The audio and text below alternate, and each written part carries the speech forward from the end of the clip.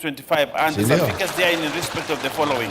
Ananichunga vizuri. FTCK Kisima Secondary School Meru, Kabarnet Boys High School. 3 Kajuki Secondary School. 4 Kipini Secondary School. 5 Muyanga Secondary School. 6 Timbiri Secondary School. 7 Our Lady of Mass Ngararinga Girls Secondary School. Wanajua Pastor akiwa pale kama maji naletwa anaangalia chakula anaangalia. 9 St Mary's Girls Secondary School Nakuru and 10 Wangapala Secondary School. Kuja wanimalize vile wanataka kunimaliza tukiwa ofisini. So I want to thank the people of Murang'a for giving me a good watch.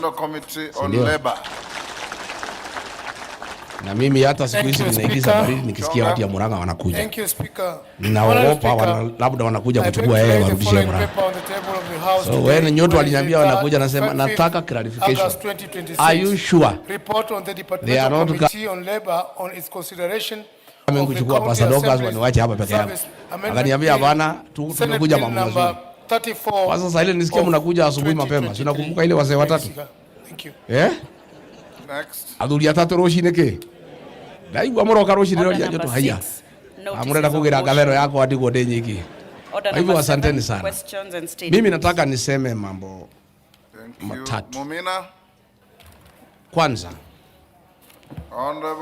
Wakenya wameamua. Thank you, Speaker. Just hold on, Mumina. Ya kwamba huyu Ruto ameharibu nchi yetu, lazima aende nyumbani. Honorable members in the Speaker's gallery, I want to acknowledge aliua watoto wa Gen Z. Alamano Akasema vijana wapigwe risasi mguu. Masomo ya Mwai Kibaki ameharibu. Lida mama ya Uhuru Kenyatta ameharibu. Mambo ya ukulima ameharibu. Ahadi za uongo, barabara za maumau huko Muruguru High School from Nyeri town Nyeri. SHA haifanyi kazi.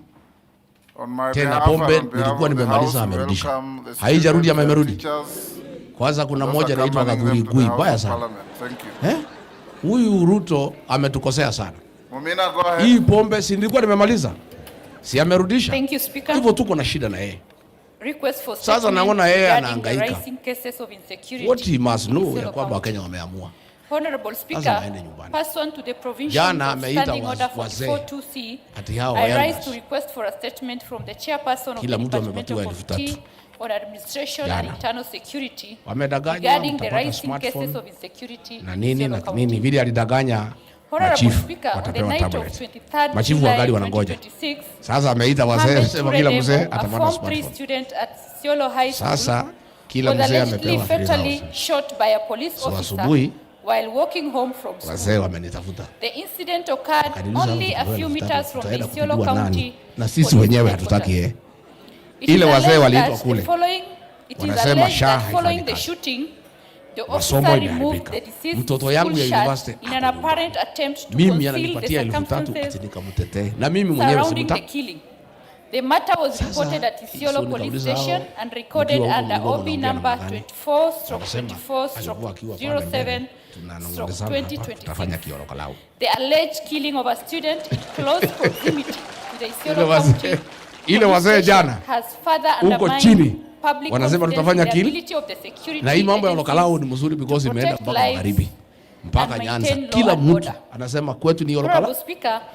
So hii wazee wote umeona jana Ruto hiyo pesa umepoteza. Angelica Kananu Litira of ID number 124XX91, a trader at Isiolo Market was fatally shot by a known assailant on Monday, 28 July 2026, while traveling home on a motorcycle. Her brother, who was riding the motorcycle, sustained gunshot injuries and is receiving treatment in hospital.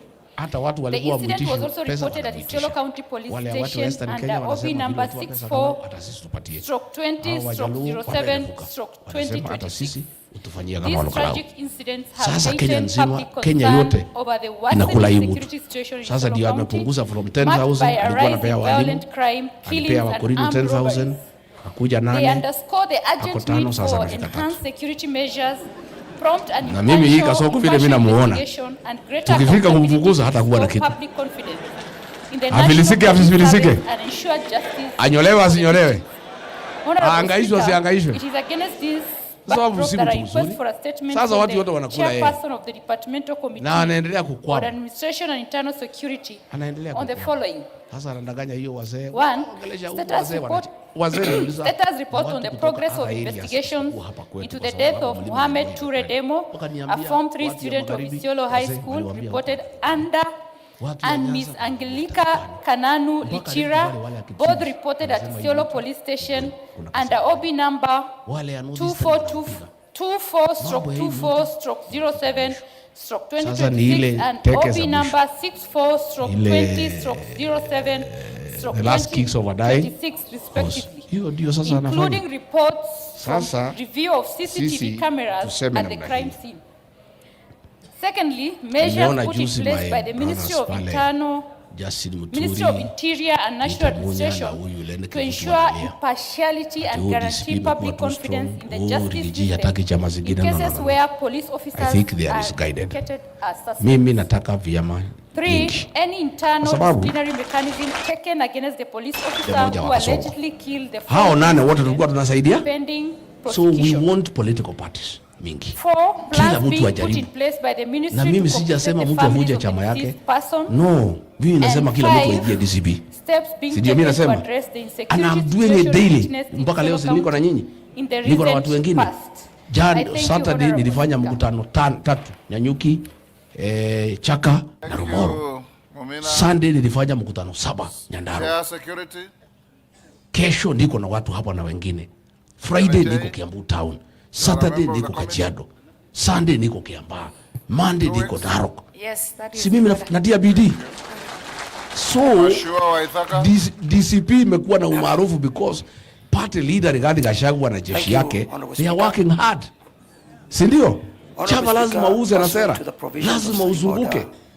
So mimi naambia my brothers, I wish to request for a statement from the chairman of the Departmental Committee on Housing, Welcome.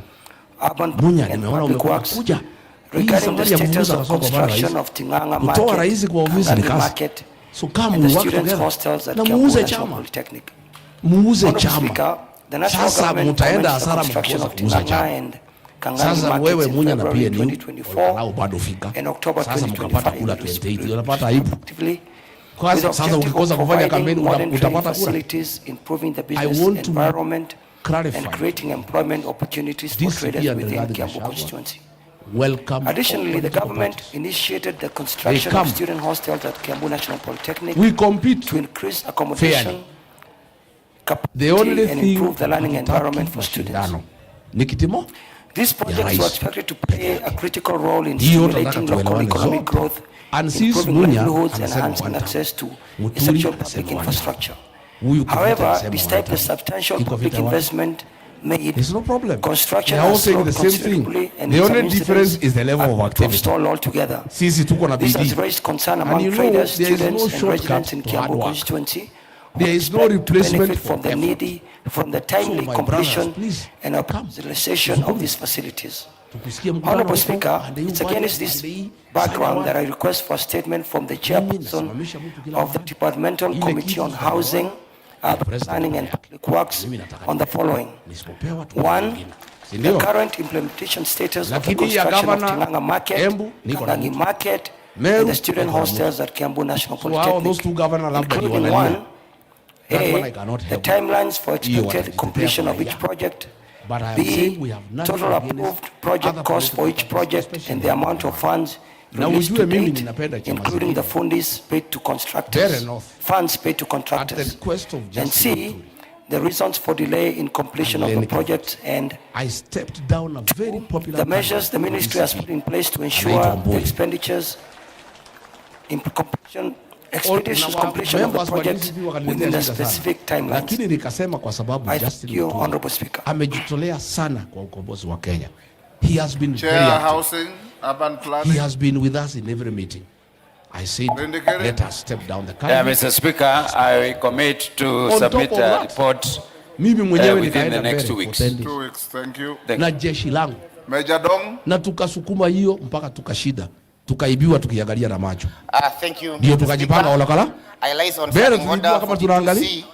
On a matter that I had seen you earlier, discussed with you earlier, Honorable Speaker, which demonstrates that pursuant to provision starting under number 44.2c, because I not request only for a stepped down statement my from the Chairperson candidate, Department of but Committee on went to Lands actively campaign regarding the ownership kwa status candidate and wa intended DP. use of plot In number fact, nilikaa kwa nyumba ya B179 akanipatia situated in Kayole, Embakasi Central Constituency. Honorable Speaker, the land plot number B1/179 has been occupied and utilized by the administration police as a public security installation serving the residents of Embakasi Central Constituency for over 3 decades.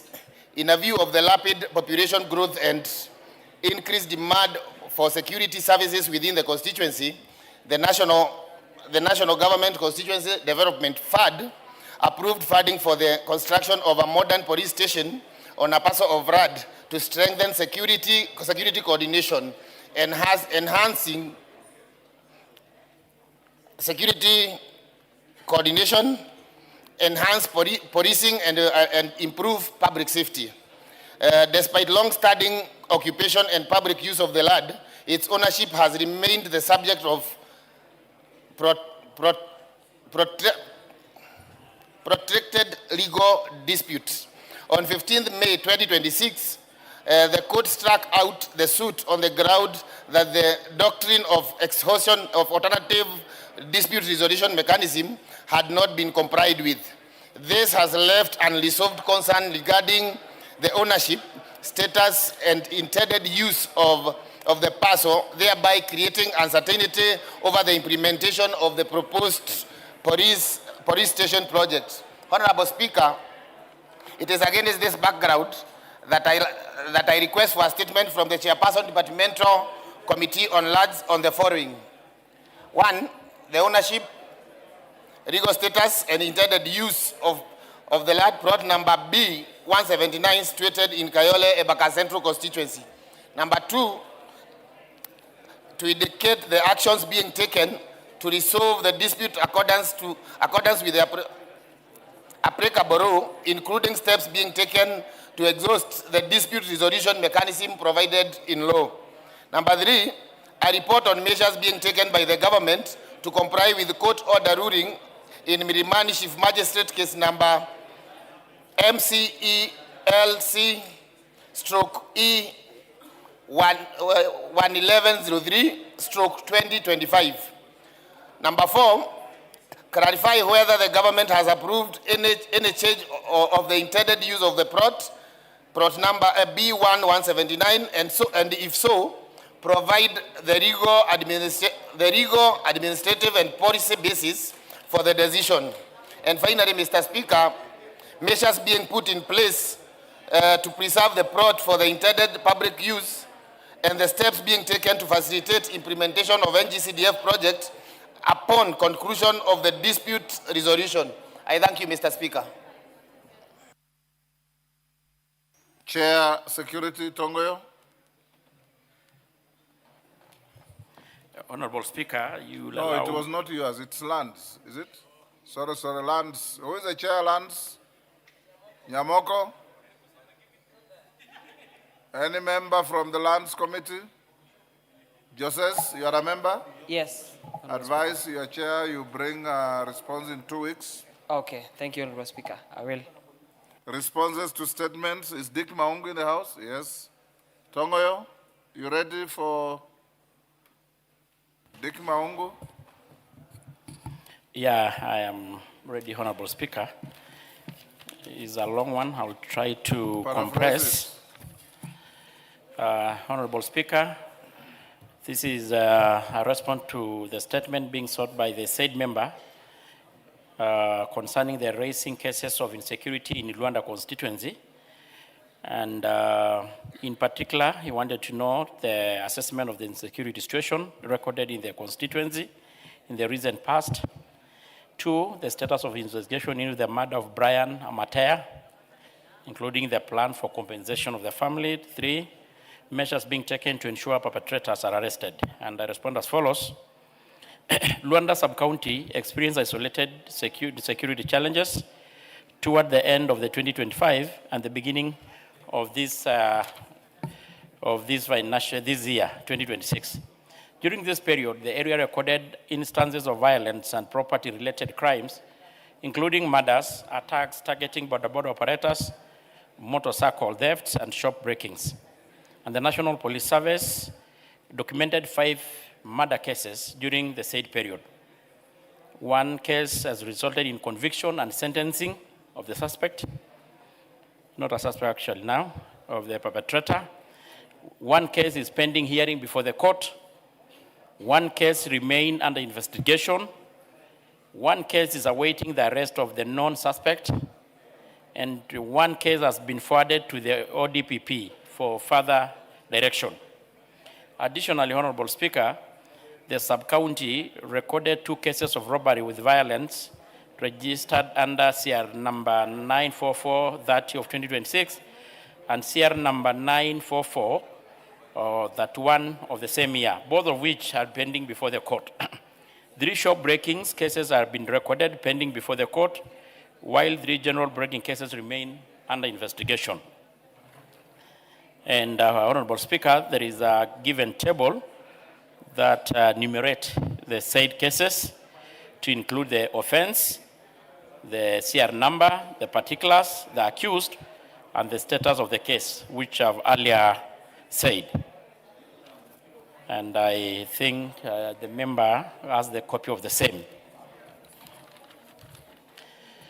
Honorable Speaker, on how to address the prevailing security concern, the ministry has implemented intensified intelligence-led operation in the said area and identify crime hotspot, supported by enhanced intelligence gathering and profiling of the non-criminals, resulting in the arrest and recovery of the stolen property and the disruption of the criminal network. Expedited investigation through enhanced coordinations and timely collection and analysis of the evidence, sustained stay, day and night patrol, strategic deployment of the rapid response units in the area, strengthening collaboration within the Ngao officers, the Nyumba Kumi, that is the village elders, which we have officially incorporated into the formation, which we did, Honorable Speaker, the President did the launching yesterday. Intensified crackdown against illicit alcoholic and other drug trafficking. On the status of investigation, Honorable Speaker, on the 28th July, at about 10:30 p.m., the Assistant Chief of Manduzu area reported to Figa Police Station that an identified male body has been found lying on the road by the roadside along the Luanda Majengo Road. Police officers visited the press and processed the scene before transferring the body to Figa Referral Mortuary for preservation and their post-mortem examination. And the deceased was subsequently identified by the family, a resident of the Luanda and a border rider operating from the Kima stage. Investigation established that the deceased motorcycle registration number KMG F541S, together with his mobile number, had been stolen, and the motorcycle has since been circulated to all police stations across the country. The postmortem examination, which was conducted by the government pathologist, had since established the cause of death as a result of the blunt force trauma to the head, secondary to the assault. Several people, person of interest, has been investigated, interviewed, and recorded statement. However, investigation remains ongoing, and no suspect has been identified so far, and the outcome of the investigation will guide the appropriate legal action to ensure the perpetrators are brought to justice.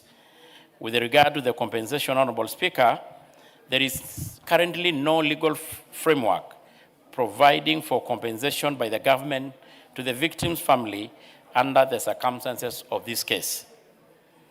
I think on the issue, I think on the perpetrator's arrest, I think I had already mentioned, Honorable Speaker, and I submit.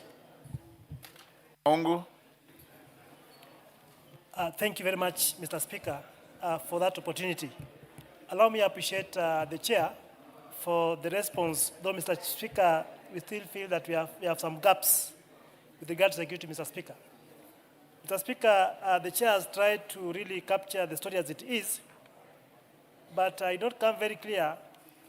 He's talked about rapid response unit that needs to be deployed. Because, Mr. Speaker, since I gave this statement, we've had the opportunity to even host you in Luanda, where members of the Boda Boda Mr. Speaker actually challenge you on the same, because the Boda Boda issue and the Boda Boda sector in Luanda does their business in fear. The death of Brian Amatea, Mr. Speaker, was quite a big burden to my people and continues to be, and these questions remain to be answered. And therefore, I expect the chair to really come out and tell us about Brian Amatea. You've not really come out to tell us what has so far, I mean, have you been able to actually find the people who are culpable, the people who murdered, the people who killed Brian Amatea? And has that motorbike been found? Because Brian Amatea is such a young man that left behind a very young family of one kid.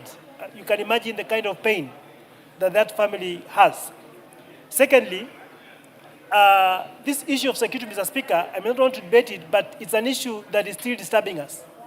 And therefore, Bwana Chair, I appreciate your statement, yes, but we still have issues of insecurity that continue to happen. Until last week, in fact yesterday, a young girl of 16 years was defiled and murdered in the same group of people in my neighboring constituency, which is the boundary in Muhaya. A week ago, a boda boda at a place known as Waluka was actually hit and his motorbike stolen.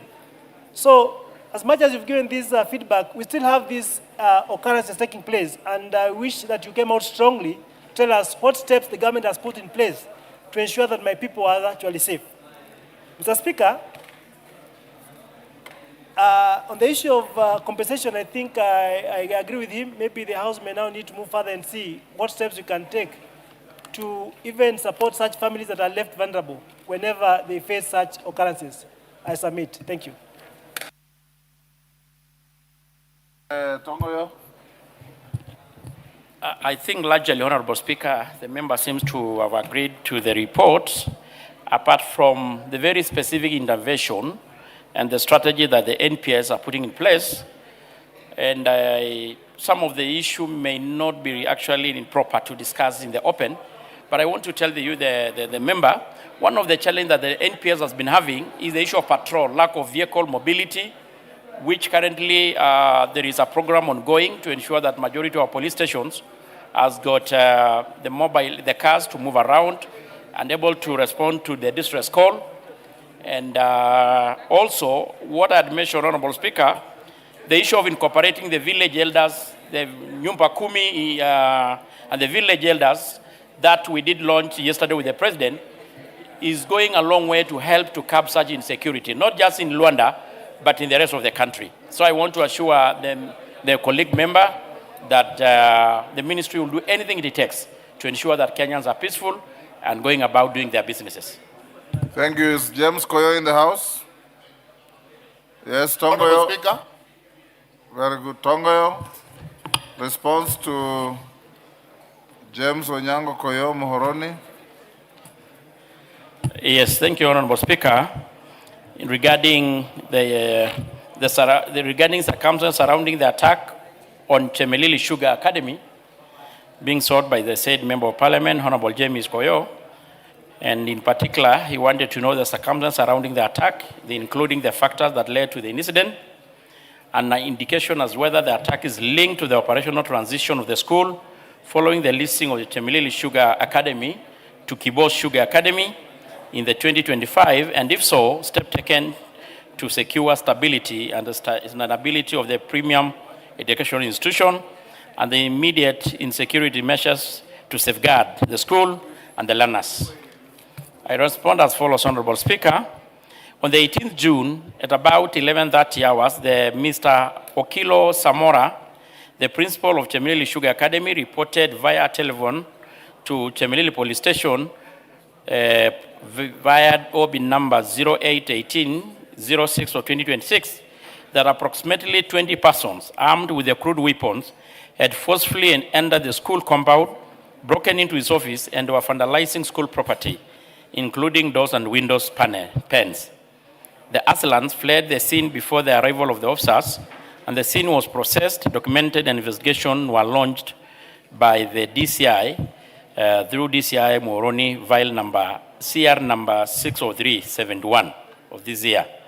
The preliminary investigation established that the property valued approximately at 270,000 was stolen, while property worth 36,000 was destroyed. 5 persons sustained serious injuries during the attacks, and they were treated, and the P3 forms were duly completed. Several persons of interest were summoned, interviewed, and their statement recorded. Investigation led to the arrest of 4 suspects. 1, Bernard Ouma, Thomas Onyango Ouma, Walter alias Teddy Obul, and George Wycliffe Omondi, alias Saitoti. The suspects were presented before the Tamu Law Courts via miscellaneous criminal application number 010 of 2026 and 012 of the same year, where custodial orders of 14 days were granted to facilitate the completion of his investigation. The investigation further established that Chemelil Sugar Academy has been experiencing a prolonged governance dispute arising from the transition. So I think that addresses the second question. Dispute arising from the transition following the government leasing of Chemelil Sugar factory in 2025. The dispute centers on the ownership, administration, and management of the school, staff employment, collection of school fees, and control of school resources. On the dispute culminated in the case before the High Court at Kisumu, and the court issued interim conservatory orders restraining any interference with the administration and operation of the institution pending further direction. On indication as whether the attack is linked to the operational transition, I think that has been addressed, was most likely. So I think the second question has been responded to by confirming that there is a correlation between the transfer and the attack in the school. Investigation continues with the relevant government ministries, and the court pursued administrative and legal processes aimed at resolving the underlying governance dispute. The immediate measures, Honorable Speaker, the government has instituted the following measures that are the standard operating procedures: deployment of the police officers 24 hours in the school, strengthening of the intelligence collection to data the crimes, continuing engagement with the school administration and the parents and the community. And lastly, Honorable Speaker, the National Police Service continued to conduct comprehensive investigation, analyzing available evidence and pursuing all remaining suspects connected to the incident. And the 4 arrested suspects were presented before the Tamu Law Courts and are currently being held in custody as the investigation is going on. I submit, Honorable Speaker. Thank you. Thank you, Koyo. Thank you very much, Honorable Speaker. And let me thank my good friend, the Chairman of Security, for bringing this response to my question. But I wish to inform him that the answers are grossly insufficient. An indication has been given that this issue came up as between 2 protagonists, LAC and the management of the school. As at the time of bringing this report, I wish to inform you that the LAC, they have not been asked to record a statement up to now. And this investigation might end nowhere because the police, the DCI in Moroni was supposed to investigate them, are in the payroll of the LAC.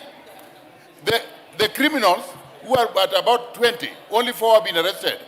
The rest are walking and going around their Gunizum work around Moroni and the rest. And the police know them very well. The DCI know them very well. Some are even working for Chemelil. And the DCI know that what time they are reporting, what time they are coming out. And they have not been arrested, they have not been asked to come, and they have not been arraigned in court. I want to ask you to be serious. I want to ask the government to be serious, or I may be forced to ask my people to prepare to protect themselves and move against the people who are coming to cause mayhem on them. So I want you to be serious, Mr. Chairman, and seek for proper investigation, ensure that the 16 goons who are among the 20 who are still walking around are arrested immediately and charged. And to make sure that LAC, who has been mentioned as one of the protagonists in this case, however big, however important, however rich he is made to record a statement on why he's doing this when there are clear ways of getting to solve this issue. Thank you very much, Honorable Speaker. Thank you. Tongoyo. I think those are just positive comments. Yeah, I think that is well. Before we go to the next statement, order, members. Order. The conversations and consultations are too loud. Donya, take your seat. Order, members. Order. Order, Orona and Owino.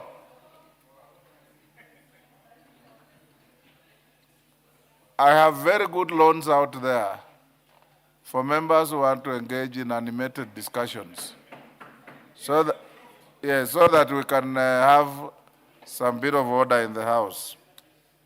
Allow me, members, to acknowledge in the public gallery Kariko School from Nyeri Town, Nyeri, Chelili School from Bureti, Kericho, Kapsogut School from Bureti, Kericho, Titani Primary School from Mwingi West, Kitui.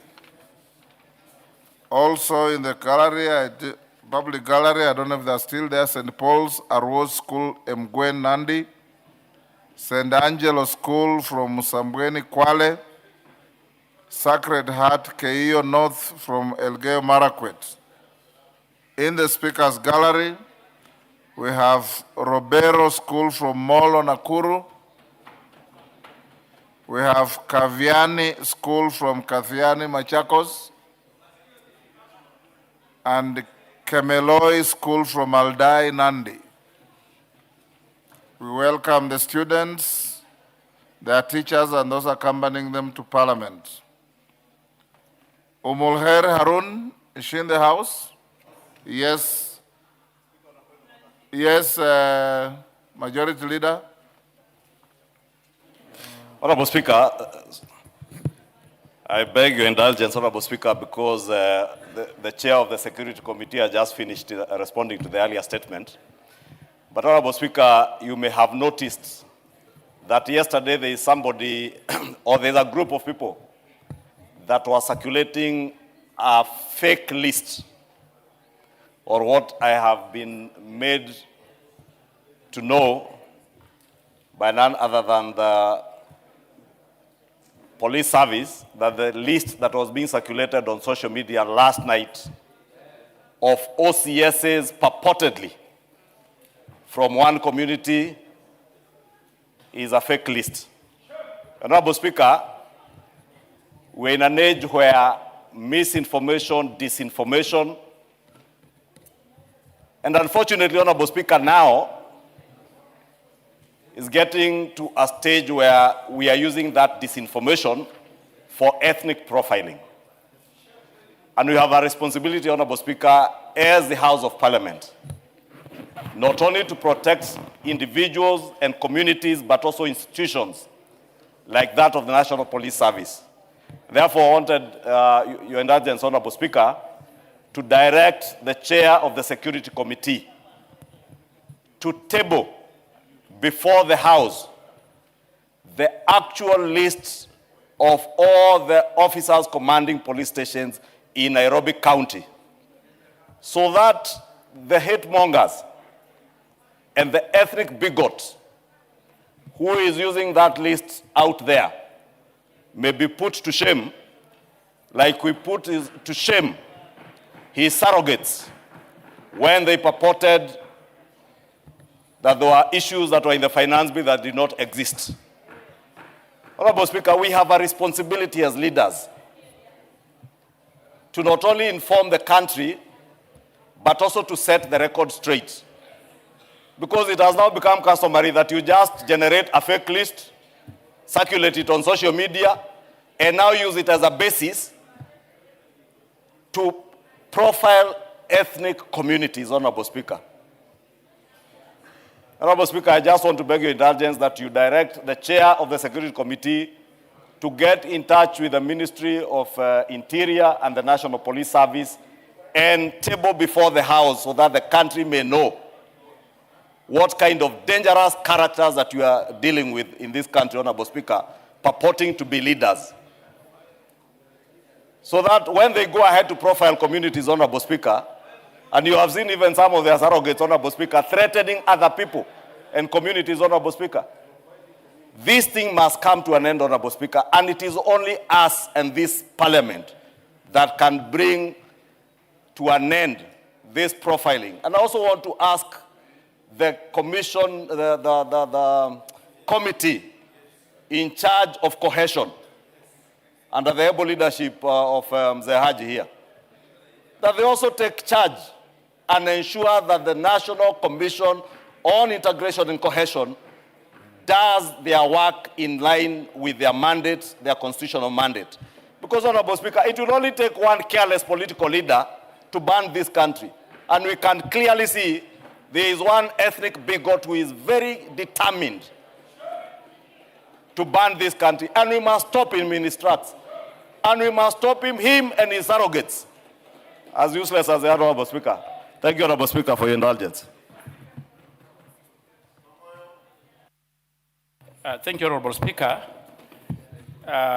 Just want to say, Honorable Speaker, I personally saw the circulating, say to be transfer or whatever it is, and I personally even actually got in contact with IG, and I can confirm, Honorable Speaker, without necessarily even looking for other response, that it is fake, it's malicious, done with, of course, bad faith, to achieve particular narrow interest of the people circulating it, Honorable Speaker. There is procedures on how the National Police Service and the IG do their normal human resource duties, which should not be interfered by whoever. And the Constitution gives the IG even, Honorable Speaker, the full mandate of such duties.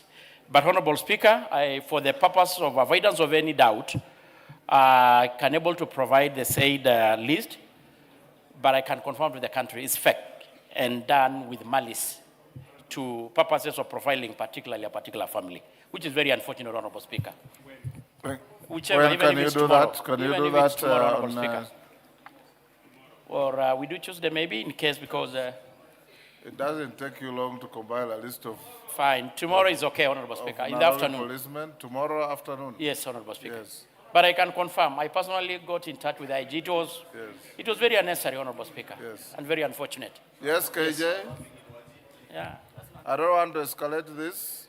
I think the majority leader has made the point quite clearly. Honorable Speaker, I must thank the Honorable Majority Leader for bringing this to the House. Mr. Speaker, the only bill that I want to put to this, and I hope Honorable Tongoyo would listen to this, is that we are in a new world. We saw what happened to this country in 2007, and we can see the precursors of such an happening again as we go into the election. However, the lay of the land has changed, that beyond the ground where in 2007 all the hate and hate mongering was happening, now we have a new space called the social media, the internet, and all these cyber spaces. So it is to ask Honorable Tongoyo, as he is preparing this report, to also check on the bills that we have done, some bills that are for the public and the safety of the public, but also some advanced bills that are being put on for information that is private, information that is regarded to be for military, the information that is for the police, and the empowerment that has been given to these agencies so that they are able to comb through our social media, because it is not a walk in the park what is happening. The instigation, the violence that is being peddled socially in our social media, Mr. Speaker, this parliament has passed proper laws up to and including the computer misuse and cybercrime. However, Mr. Speaker, I know we have politicians in the House who fear the backlash whenever they go to court when they are offended on these matters. However, Mr. Speaker, as a country, we might not allow people to go rogue on social media thinking that we are doing a favor to the electorate, but not hitting back to the minority, the very small minority, who are doing very offensive work on our social media. So, Mr. Speaker, my ask is that Honorable Tongoyo and his committee should also dig further to make use of available technology so that we can stop the madness that is happening in the social media space, because there are very many other Kenyans who have of right mind and are ready to use social media for their business, for enterprise, for entertainment, and for other useful things in our country. Thank you, Mr. Speaker. I don't want to escalate this. We have told the Tongoyo to bring a response tomorrow. Yes, Kipchumba.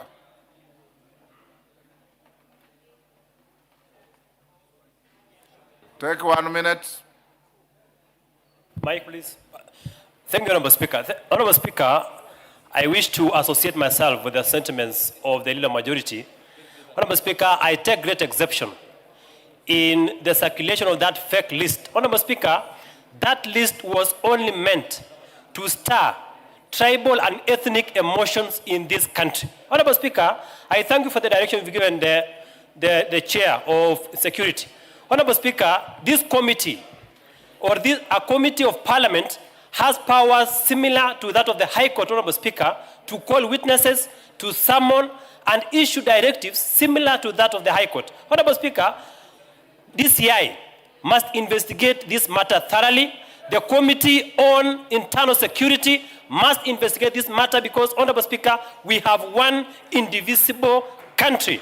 Honorable Speaker, we don't want ethnic profiling in this country. We are one people. We don't want to divide our country. We have seen what has happened in Rwanda. We don't want the same to happen in our country. Thank you, Honorable Speaker. Rueda, is it on the same issue? Yes, ndiyo Speaker. Asante Bwana Speaker. Huu mjadala umetokea, ni vizuri sasa, hata kama ni ya uongo, pengine haina uhakika, lakini ni wakati muru wa sahihi kuzungumzia kila kabila. Bwana Speaker, matatizo yako na tunaomba yaangaliwe. Hii inaweza kuwa si ukweli, lakini ukiangalia katika idara ya polisi AP, Mbajuni ambaye ana cheo kikubwa zaidi ni SSP. Katika polisi, Mbajuni ambaye ana cheo zaidi ni OCS. Prison, Mbajuni ambaye ana cheo zaidi ni mmoja ambaye amesimamia gereza, ni mmoja Kenya nzima. Wildlife, Mbajuni ambaye ana cheo zaidi ni Assistant Warden 3. Na shirika zote nimepitia, nimeona sio kwa sababu sisi hatuna watu ambao wanaweza kufanya, ni kwa sababu watu wanagandamizwa. Sasa hii ni wakati murwa tuchukue hii nafasi, tuende deep, tufanye audit. Tuangalie vipi kila isi imekuja hapa, tuone OCS kila kabila iko na wangapi na hizo sehemu zingine zote kila kabila iko na wangapi. Sisi ni kama tunapotea sasa sisi wa Bajuni. You are endangered species, Bwana Speaker. Asante. Let's stop there. Next. Lochakapin. Yeah, thank you, Honorable Speaker. Are you ready to respond to Mulher? Yes. Go ahead. Yes, Honorable Speaker, it's Lochakapong. Lochakapong? Yes. Not Lochakapin? No. Kachapin is your governor? Kachapin is my governor. Okay, Lochakapong. Lochakapong. Thank you, Honorable Speaker. This is a statement regarding the status of refugee integration and economic empowerment in the country. Now, Honorable Speaker, Honorable Humulher Harun, MP, sought a statement from the chairperson of the Departmental Committee on Regional Development on the following. Number one, the status of implementation of the provisions of the Refugee Act, Cap 173, relating to refugee integration and the progress made in transitioning refugees from camps to integrated settlements. Honorable Speaker, I want to say that as I scan through this statement, the Honorable Member already has a copy of this statement, and therefore, I will just want to scan through it for the purpose of the House. Now, Honorable Speaker, the government, through the Department of Refugee Services, DRS, continues to implement the Refugee Act 2021, which provides the statutory framework for refugee protection, management, and socio-economic inclusion. The Act promotes a whole-of-government and whole-of-society approach to refugee management while supporting sustainable development and self-reliance. A key milestone has been the development and implementation of the Shirika Plan, the government's flagship framework for transitioning refugees, management from a predominantly humanitarian response model to an integrated socio-economic development approach. The plan seeks to promote self-resilience, inclusion, and shared prosperity for refugees and host communities while strengthening national and county systems. Now, significant progress has so far been achieved, Honorable Speaker, through one, operationalization of the Department of Refugee Services as the lead government institution responsible for refugee affairs. Number two, establishment of the National Shirika Coordination Unit to coordinate implementation of the Shirika Plan and facilitate collaboration among stakeholders. Honorable Speaker, the Shirika Plan is currently being implemented in refugee hosting counties, particularly Turkana and Garissa, and seeks to transform refugee hosting areas into integrated municipalities and socioeconomic growth centers that benefit both refugees and host communities. Number two, the measures being taken by the Commissioner for Refugees and other relevant government agencies, including the Ministry of Education, to expand inclusive education programs and guarantee equitable access to quality education by refugee children and youth. Now, Honorable Speaker, the government remains committed to ensuring equitable access to quality, inclusive, and relevant education for both refugees and host communities in line with the Constitution of Kenya, the Basic Education Act 2013, the Refugee Act 2021, the Shirika Plan, and Sustainable Development Goal number 4. This is, Honorable Speaker, is achieved through one, the Kenya Primary Education Equity in Learning Programs, which continue to improve access, equity, and learning outcomes in refugee hosting areas.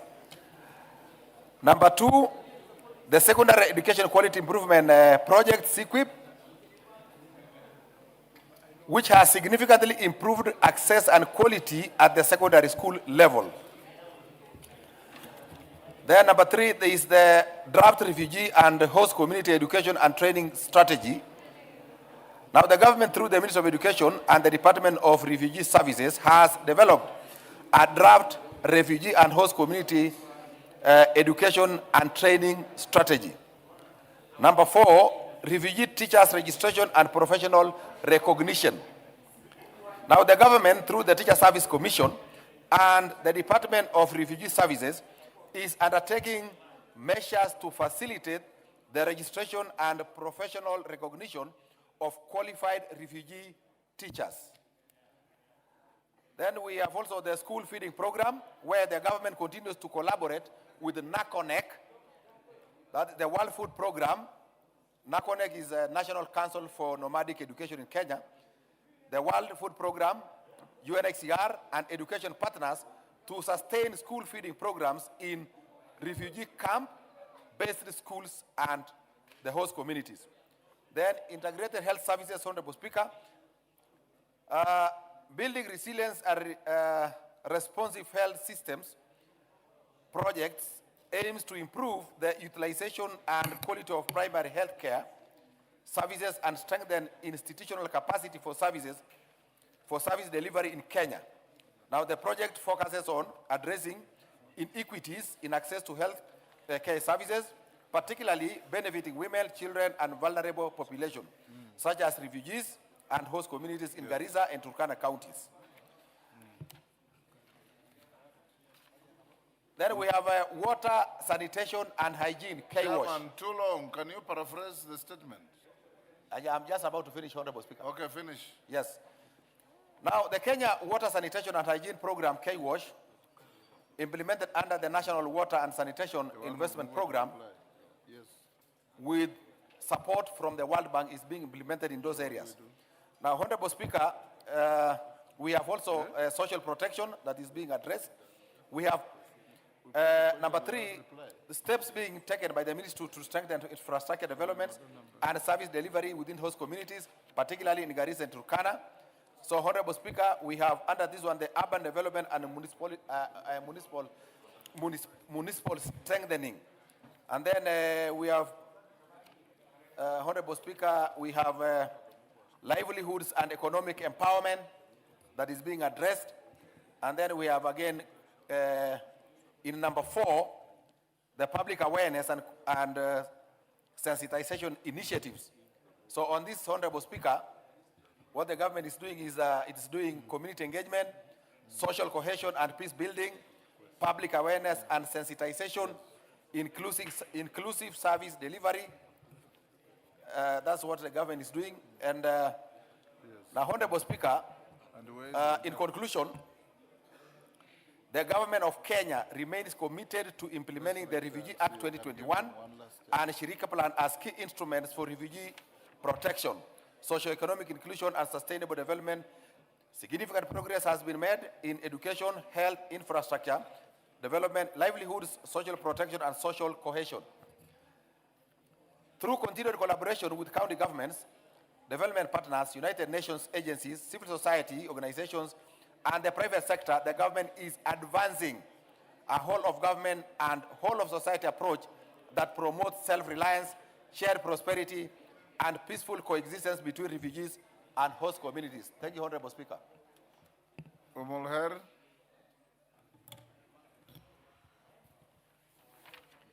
Thank you, Speaker. Thank you, Chair, for the detailed response. And I've gone through the report myself. It's very broad and heavily focused on programs, Mr. Speaker, but it does not touch on the real results on the ground. Mr. Speaker, if you look at what has been happening in the refugee camps since the donor funding was reduced in 2025 and 2026, Mr. Speaker, the youth and the refugees have been suffering, including the host communities. Mr. Speaker, the report explains a lot of effort that the government of Kenya has done in terms of providing education for the refugee children, providing health care for the refugee children, providing school feeding for the refugee children, providing medical cover through SHA for the refugee children, Mr. Speaker, which is the role of the government of Kenya. But if you look at the role of the international donors and partners, Mr. Speaker, this has reduced. UNHCR, WFP must be able to tell us where their funding has gone and what efforts they need to supplement with the government provisions. So, Speaker, these are human lives that we are talking about. Refugee communities have been camped in the camps for over 30 years. Some of them have been born here, raised here, educated their children here. They do not know anywhere else other than Kenya. And Mr. Speaker, when you talk of integration and resettlement programs, some refugees are willing to go back. But in terms of the Shirika plan that the report is talking about, Mr. Speaker, it has been existent since 2019 till now. We keep talking about Shirika plans, we go for workshops, but the real results on the ground are not there, Mr. Speaker. So I want to challenge the Department of Refugee Services to tell us the work that these donors are doing here. Jobs have been lost, both by the youth in the host communities. For example, the youth in Turkana and Dadaab have lost jobs in Garissa County, because the donors left abruptly without a proper exit strategy. Mr. Speaker, it puts a lot of burden on the taxpayers and the government of Kenya. So my challenge is to WFP, UNHCR, please tell us the work that you're doing on the ground. Where is the funding? Why have we lost so many jobs among the young people? Why are the refugees still stuck where they are without proper exit strategy, Mr. Speaker? But I appreciate the report. There's much that we can do on, going forward. Thank you. Thank you, Mulher. Lochak, that is just a positive comment. You can engage hereafter. Honorable members, we have in the Speaker's Gallery, Hossein School from Marakwet West, Elgeyo Marakwet, Sky King School from Chesumei, Nandi. In the public gallery, we have the Shiuti School from Igembe, North Meru, and Boito Primary School from Eldama Rafin, Baringo. We welcome the students, their teachers, and those accompanying them to the House of Parliament. Next is Trade, Industry, and Cooperatives. Is Mukunji in the House? Chairman, are you ready? Yes, I'm ready, Honorable Speaker. Honorable Speaker, I stand to give response to statement by Honorable Kitonga Mukunji, MP. Honorable Speaker, pursuant to Standing Order 44-2C, Honorable Kitonga Mukunji, MP, requested for a statement on 1st July 2026 regarding the status of leather industry in the country. Below, Honorable Speaker, I want to respond to the question as submitted to myself by the Cabinet Secretary. Honorable Speaker, Honorable Speaker, this is a report on the current status of the leather industry in the country, providing inter alia the impact analysis of the reduction of export duty from 80% to 50%, Honorable Speaker. Kenya ranks 6th in the Africa and 11th globally by herd size, with over 80 million livestock heads, providing a robust raw material base of the leather sector. Between 2005 and 2023, the livestock population grew by roughly 65% to 80% and 75% for cattle, goats, and sheep, respectively. Annual offtake is estimated at 3.65 million cattle, 12 million goats, and 8.2 million sheep. Production infrastructure is supported by 1,727 abattoirs, 34 Class A, 176 Class B, and 1,500 Class C facilities, alongside numerous hides and skins aggregation and collection centers across the country. Leather processing and tanning capacity, Honorable Speaker, is dominated by wet blue semi-processed leather, which accounts over 80% of leather exports, with India, Pakistan, and China as the major export markets. The sector is anchored by 12 to 13 medium to large tanneries and provides direct employment to 1,169 workers. 95% of processed leather is exported, while only 5% is retained for the local markets, reflecting limited domestic value addition. Honorable Speaker, Kenya leather industry is valued at over $80 million, covering leather processing, footwear, leather goods, and related products. As at 2025, the sector supported approximately 17,000 direct jobs and contributed an estimated 1% to the national GDP. Local consumption on finished leather stands at approximately 25 million feet against local production of approximately 14.4 million feet. Demand exceeds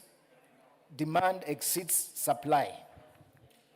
On value addition, products, and market demand, the leather industry in Kenya currently occupies a relatively small position in the global market, with export valued at approximately $17.23 million in 2024, and footwear exports of about $520,000.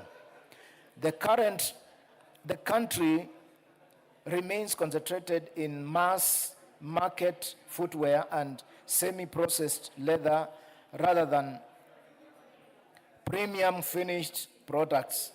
However, significant market opportunities exist through regional markets under the EAC and African Trade Free Area, preferential access to the United States through ACOA, and opportunities in Europe markets through trade arrangements with the EU. Impact analysis on export, levy, or raw hides and skins. The introduction of export taxes on raw hides, skins, and leather products has influenced the development of leather industry in Kenya. Before 2002, export taxes, raw hides and skins were 2% for raw hides and skins 1%. 1% for wet blue leather and 0.5% for crushed leather, which meant that the exporting raw material was attractive.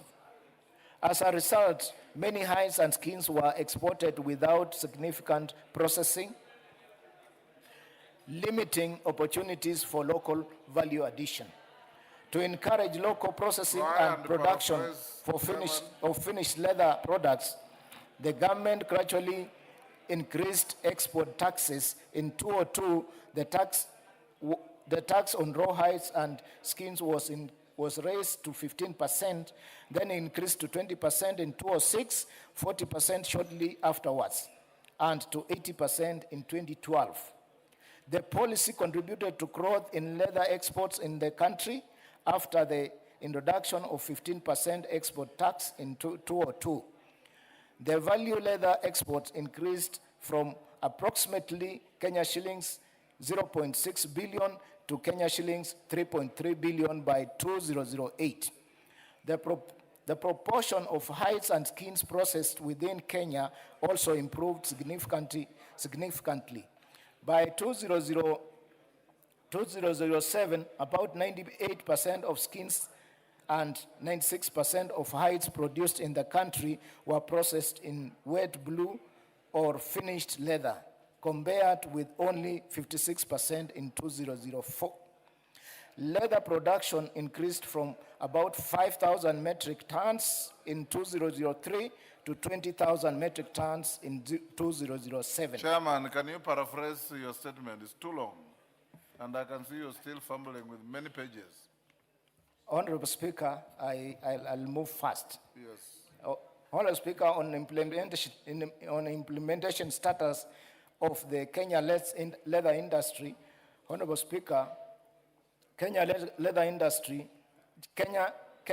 Industrial Park is situated in Kinani, Machakos County, Honorable Speaker, just to improve and make sure that, Honorable Speaker, the leather produced here is turned and value added in Kenya, Honorable Speaker. Honorable Speaker,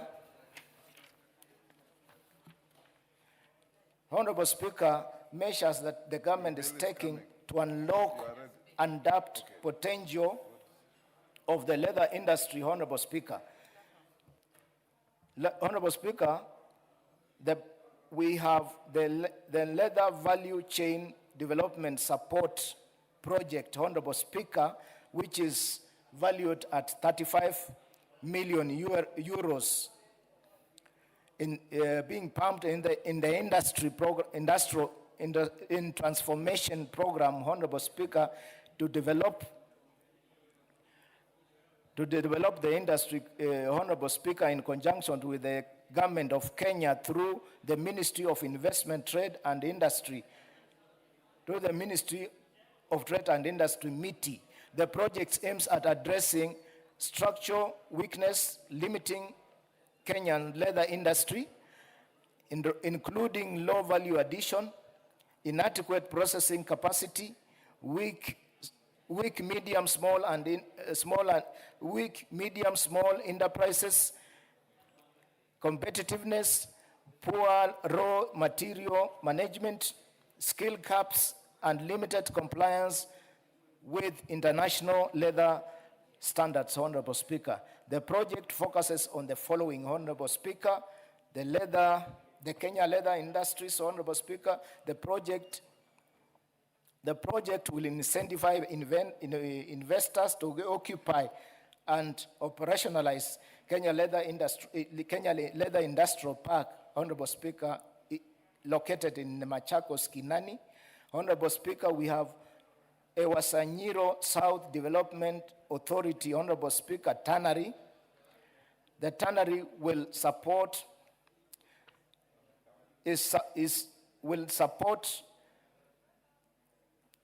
and increase capacity for leather processing, hides and skins, and finished leather, Honorable Speaker.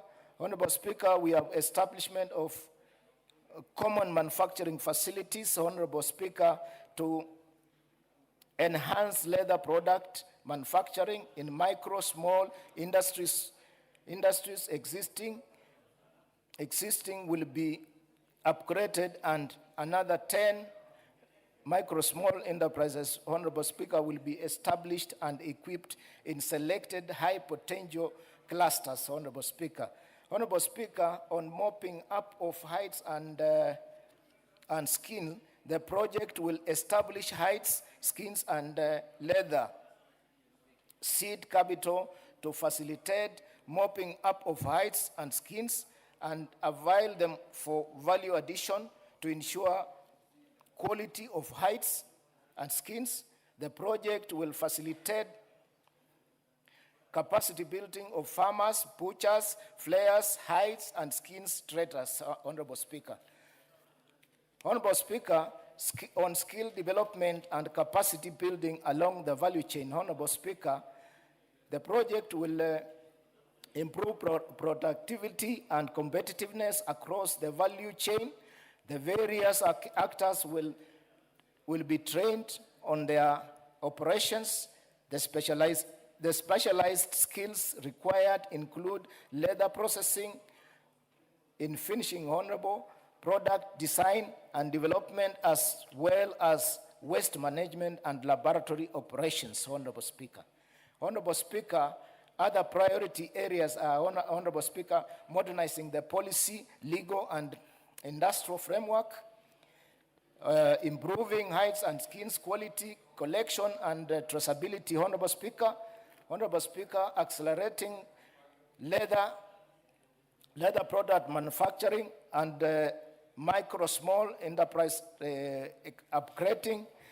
Lastly, Honorable Speaker, strengthening marketing standards and market access, Honorable Speaker. Thank you. Mkunji. Thank you, Honorable Speaker. And Honorable Speaker, I want to say from onset that, as you have said, that statement was long, but it lacks substance. Honorable Speaker, I would say it's a cosmetic report from a ministry that has not appeared in this House, Honorable Speaker, since we came in. It is one of those ministries that the minister or the CS has not come to answer question and give what they are doing, Honorable Speaker, in this. Order, Mkunji. You know, you are now debating the statement. You, just hold on. And you should have the capacity to listen. Because when you talk, I listen. Take your seat. Your statement sought the status of the leather industry in the country. He has given a very long, comprehensive statement on the status of the leather industry in the country. For you to interrogate the statement properly is not to make those bellicose statements. Simply ask him what you think is incorrect in that status report so that he can be able to respond. Go ahead. Thank you, Honorable Speaker. And I mean what I say because I've read the report. I was given the report and I've completely internalized. So interrogate it. Yes, and I want to get into the substance, Honorable Speaker. Honorable Speaker, first of all, the report does not say why many tanneries continue to close down. And Honorable Speaker, we are now close to 18 tanneries that have closed down, and they are local people who are actually trying to add value to the leather industry, Honorable Speaker. Honorable Speaker, also, the report does not address the issue of the declining production of the leather products, Honorable Speaker, in this country. And this has led to actually loss of serious skilled employment, because when these industries are closing down, they close down and people lose their jobs. Honorable Speaker, the operationalization of the Kenya Industrial Park is a mirage that, Honorable Speaker, is actually embarrassing the president, because every time I hear the president speak about the leather industry, he's saying we need to have shoes from Kenya. I saw some times back, even as early as last month, him addressing somebody and saying that these shoes must be produced in Kenya. Whereas the Kenya Leather Industrial Park is not yet complete, while this government has only 1 year to go home, Honorable Speaker. They have not done the solid waste management facility.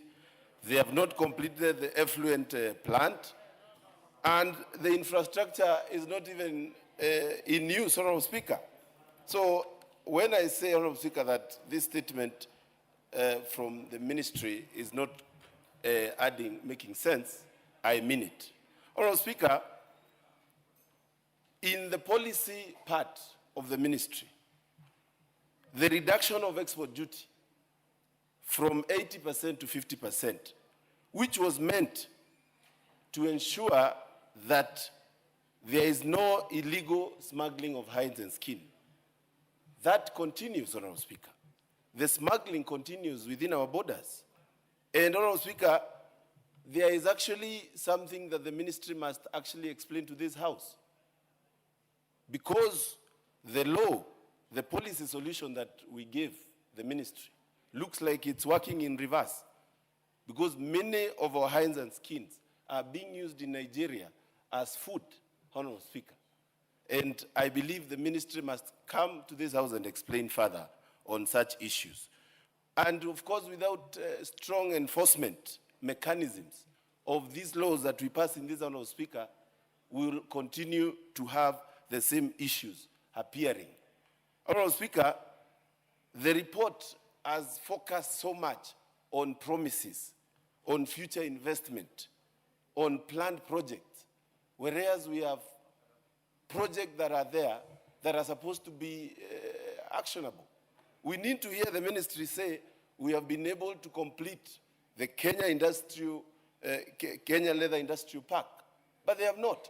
So telling us how you're going to make sure Kenya is producing leather products without completing even the first thing that they're supposed to complete, that's what I'm saying. It is quite cosmetic for this report. And Honorable Speaker, I also want to guide the ministry to do public participation, engage the stakeholders in this industry, so that, Honorable Speaker, when we get a report from the ministry, it must be a report that it is able to guide this House on the way forward. Honorable Speaker, there is also need to get evidence of the impact on this, on what is happening in the leather industry, especially on matters policy. We don't have completed projects. Projects, many of them are still under implementation. We have not put money in the budget to finalize on the industrial parks that are supposed to touch on leather. And we need to realize the potential, Honorable Speaker, the leather industry has in this nation. We are talking of opening the whole area of northern region, the pastoralite, to good monies when we start doing value addition, Honorable Speaker, of this product. So I request the committee to go back again, talk to the ministry, and Honorable Speaker, if it's possible, should be the first time the minister comes here and explains why the leather industry is actually going down instead of actually, Honorable Speaker, coming up. Thank you, Honorable Speaker. Thank you, Honorable Mkunji. Chairman, I think those were just general comments, but if you have any response to any one of them, go ahead. Honorable Speaker, I want to thank the Honorable Mukunji MP for requesting for the statement. However, I request him to give specific requests or questions that he would want us to respond on or answer. Otherwise, the information on the industrial park is not accurate because we allocated money, final patch to make sure it's operational in this financial year, and it passed through this House, Honorable Speaker. Thank you. We are on course, and I believe the report is accurate as per his answer, as per his request for statement, Honorable Speaker. Thank you. That's statement number 5 from Frederick Ikana and Transport Chairman. There's been a request to defer it, so it's deferred to next Tuesday. Honorable members in the public gallery, allow me to acknowledge Legal Sisters Organization from Dagoretti North, Nairobi. And in the speakers gallery, we have AHP Workshop, I believe that's a school, from Belgut in Kericho. On my behalf and on behalf of the House, we welcome all our visitors to the House of Parliament. Thank you. Next order. Order number 8, the Architectural and Quantity Surveying Practitioners Bill, National Assembly Bill number 47 of 2026, first reading. A bill for an act of parliament to make provision for the training, registration, and licensing of architects, quantity surveyors, landscape architects, interior designers, construction project managers, and their related technicians, to harmonize the regulation of professionals to architecture and quantity surveying, to provide the establishment, powers, and functions of the Architecture and Quantity Surveying Practitioners Board, and for connected purposes. Order number 9, motion. Second report on the status of reports on petitions and resolutions. Mover to reply. This matter came up yesterday. Is Wanjala in the House? Any member from the Committee on Implementation?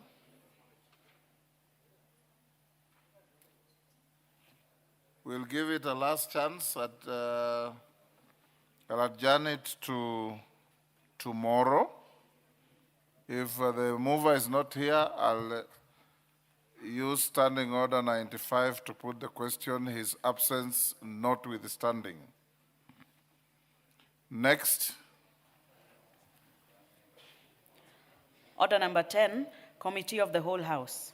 Honorable members, will you be upstanding?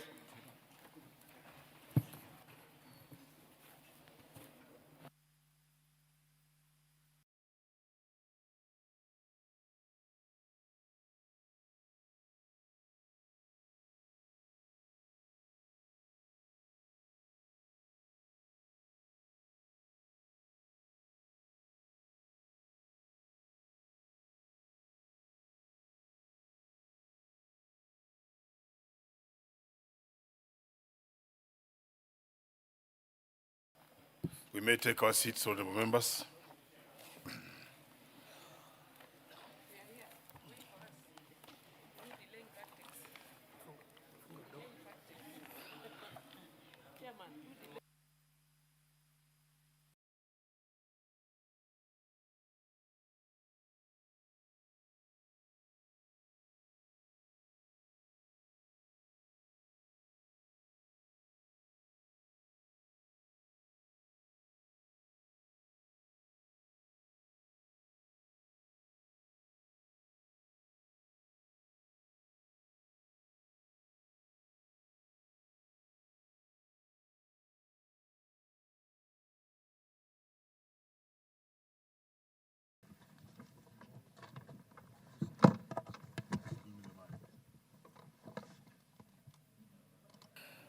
Thank you, honorable members. We are in the Committee of the Whole House. Chairman, I have a proposed amendment on 70. Allow me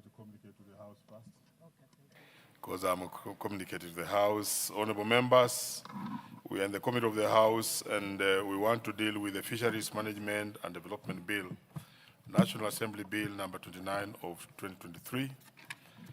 And we are resuming from clause 42, given the fact that we had done up to clause 41.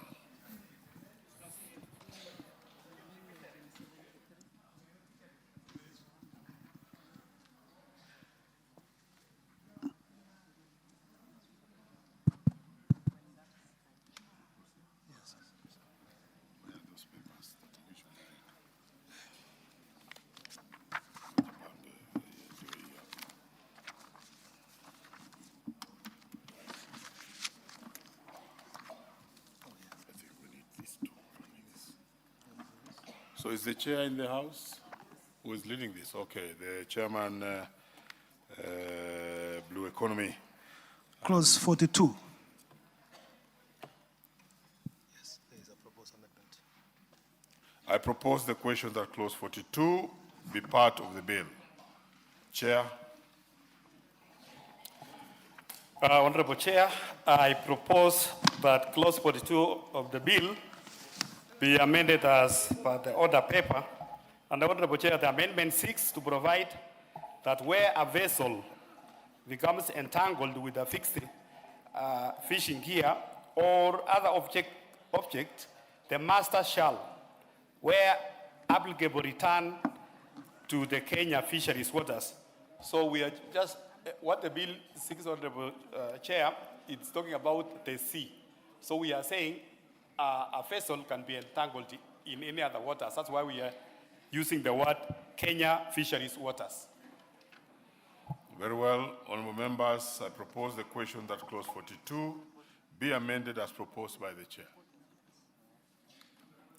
In the absence of any comment, I'm looking around for the fishermen and women in the House, and I can see they are satisfied with that. I now put the question that clause 42 be amended as proposed by the chair. Will as many of that opinion say aye? Will as many of the contrary opinion say nay? The ayes have it. I now put the question that clause 42 as amended be part of the bill. Will as many of that opinion say aye? Will as many of the contrary opinion say nay? The ayes have it. Clause 43. I propose the question that clause 43 be part of the bill. And there are no amendments on this particular one. I proceed, and I now put the question that clause 43 be part of the bill. Will as many of that opinion say aye? Will as many of the contrary opinion say nay? The ayes have it. Clause 44. I propose the question that clause 44 be part of the bill. Mover. Honorable Chair, I propose that clause 44 of the bill be amended as per the order paper. And the Honorable Chair, the amendment provides a clarity. The declaration of endangered fish is with regards to the Kenya in addition to those declared in international agreement. And this clause also, Honorable Chair, prohibits the sale of fish products which is emanating from endangered species. Very well. I propose the question that clause 44 be amended as proposed by the chair. I now put the question that clause 44 be amended as proposed. Will as many as of that opinion say aye? Aye. Will as many as of the contrary opinion say nay? The ayes have it. I now put the question that clause 44 as amended be part of the bill. Will as many as of that opinion say aye?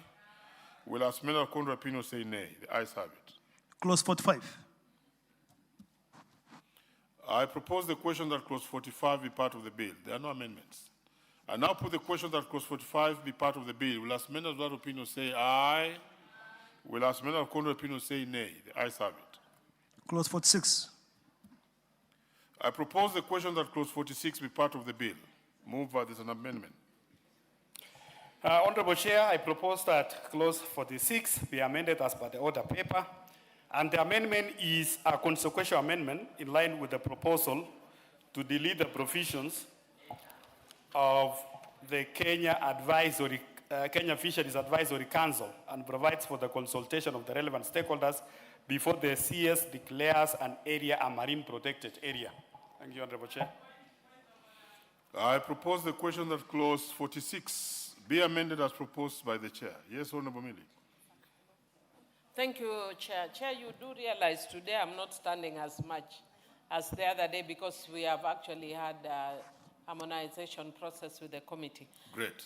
And I don't have the today's order paper. I'm using actually the previous, the June 24th. Let me order the clerks to and give because Honorable I don't Millie. have that, I'm not too Order, sure. Honorable Millie. I'm not too sure whether I have my amendment is there. And I if am it's, ordering, Honorable Millie, that you be given today's order paper. Thank you, thank you. I'm requesting the chair because we had agreed that in order for me to drop my proposed amendment, I'd requested for that they maintain the wording beach management units and council of governors so that they are consulted. We were dropping the Fisheries Advisory Council, but adding county governors and beach management units. So if that is acceptable, if you could add that. Honorable Chair. Honorable Chair, I want to thank the Honorable Millie because she contributed a lot in these amendments, and we sat down with her and we harmonized. Honorable Chair, I want to assure the Honorable Millie that because the Kenya Fisheries Advisory Council was actually removed, we said, Honorable Chair, that the CS in consultation with the county governors and the beach management units. So, yes, it's captured. Very well, I now put the question that clause 46 be amended as proposed by the chair. Will as many of that opinion say aye? Will as many of contrary opinion say nay? The ayes have it. I now put the question that clause 46 as amended be part of the bill. Will as many of that opinion say aye? Will as many of the contrary opinion say nay? The ayes have it. Clause 47.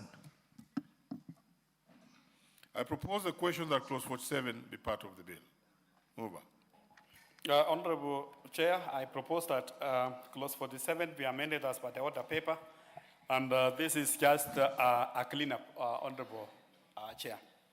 I propose the question that clause 47 be amended as proposed by the chair. I now put the question that clause 47 be amended as proposed by the chair. Will as many of that opinion say aye? Will as many of the contrary opinion say nay? The ayes have it. I now put the question that clause 47 as amended be part of the bill. Will as many of that opinion say aye? Will as many of the contrary opinion say nay? The ayes have it. Very well. Before we proceed, allow me to acknowledge the presence in the public and the speakers gallery, the following schools. We have Kabianga Comprehensive School from Belgut, Kericho. We have Bethel Home School from Kelion East, Kericho. And we have Wambwe School from Madhioya in Muranga. Welcome to the House, and we are doing what is called the third reading of the bills, which is a very important stage in the lawmaking process as taught in history and government in your schools. Welcome. We proceed. Clause 48. I propose the question that clause 48 be part of the bill. Chair.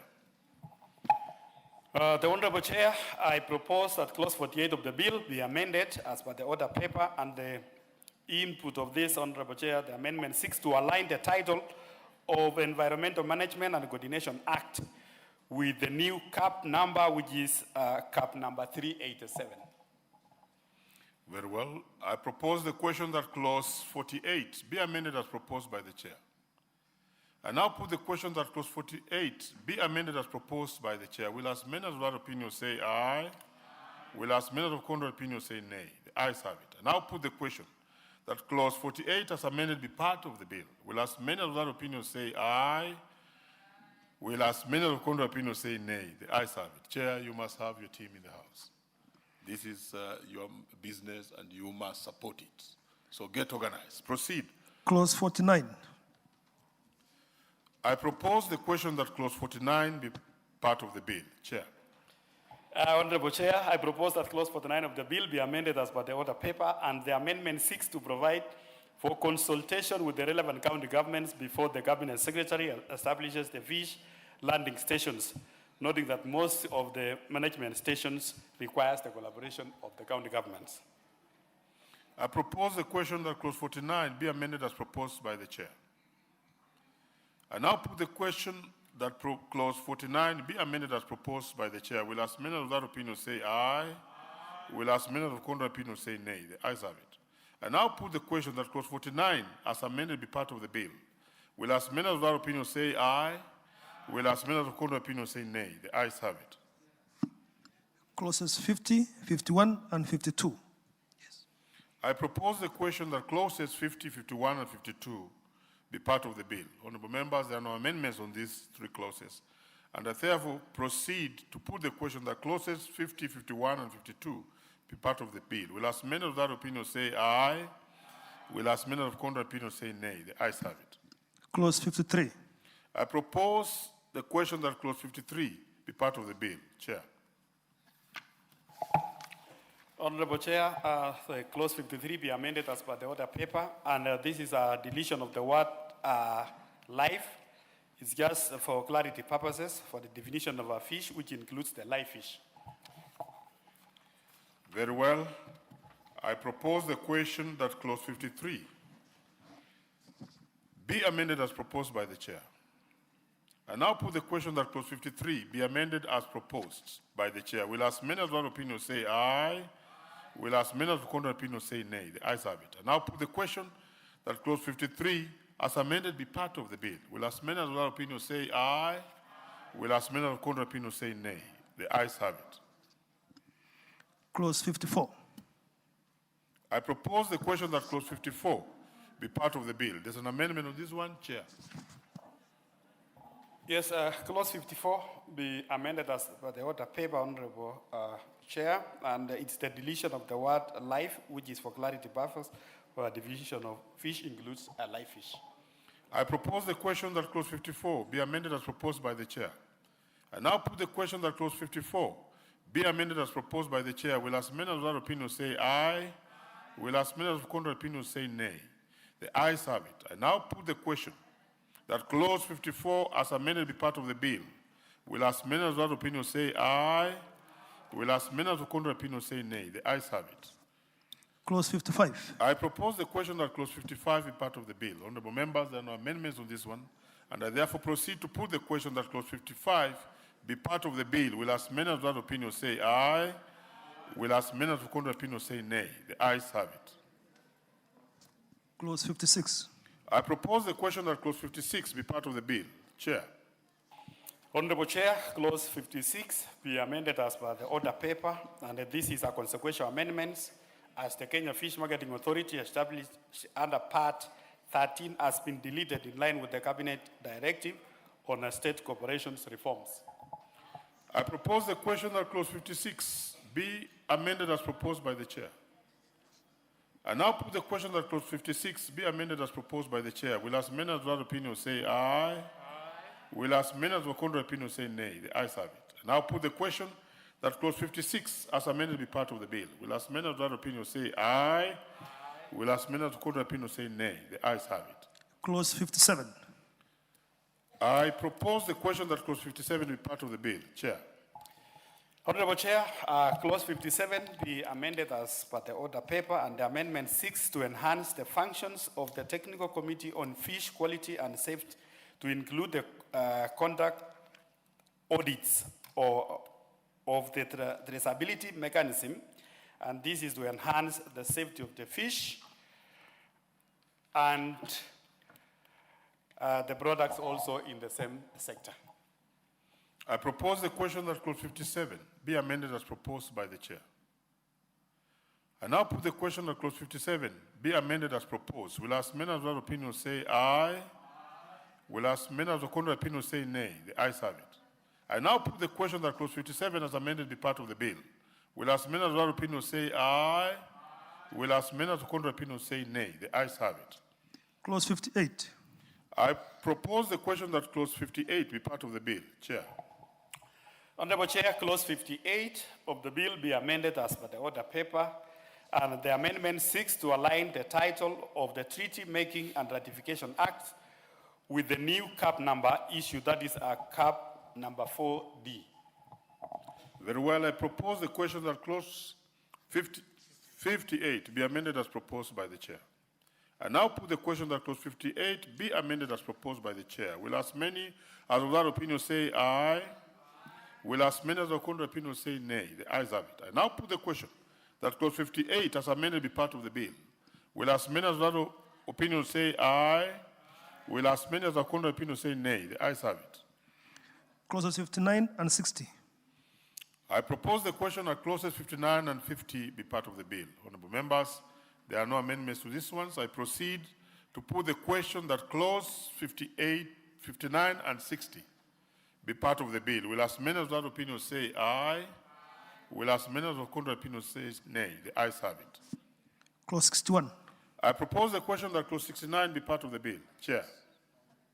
61. Honorable Chair, clause 61. Order, Chair. Let me take that again. I propose the question that clause 61 be part of the bill. Proceed.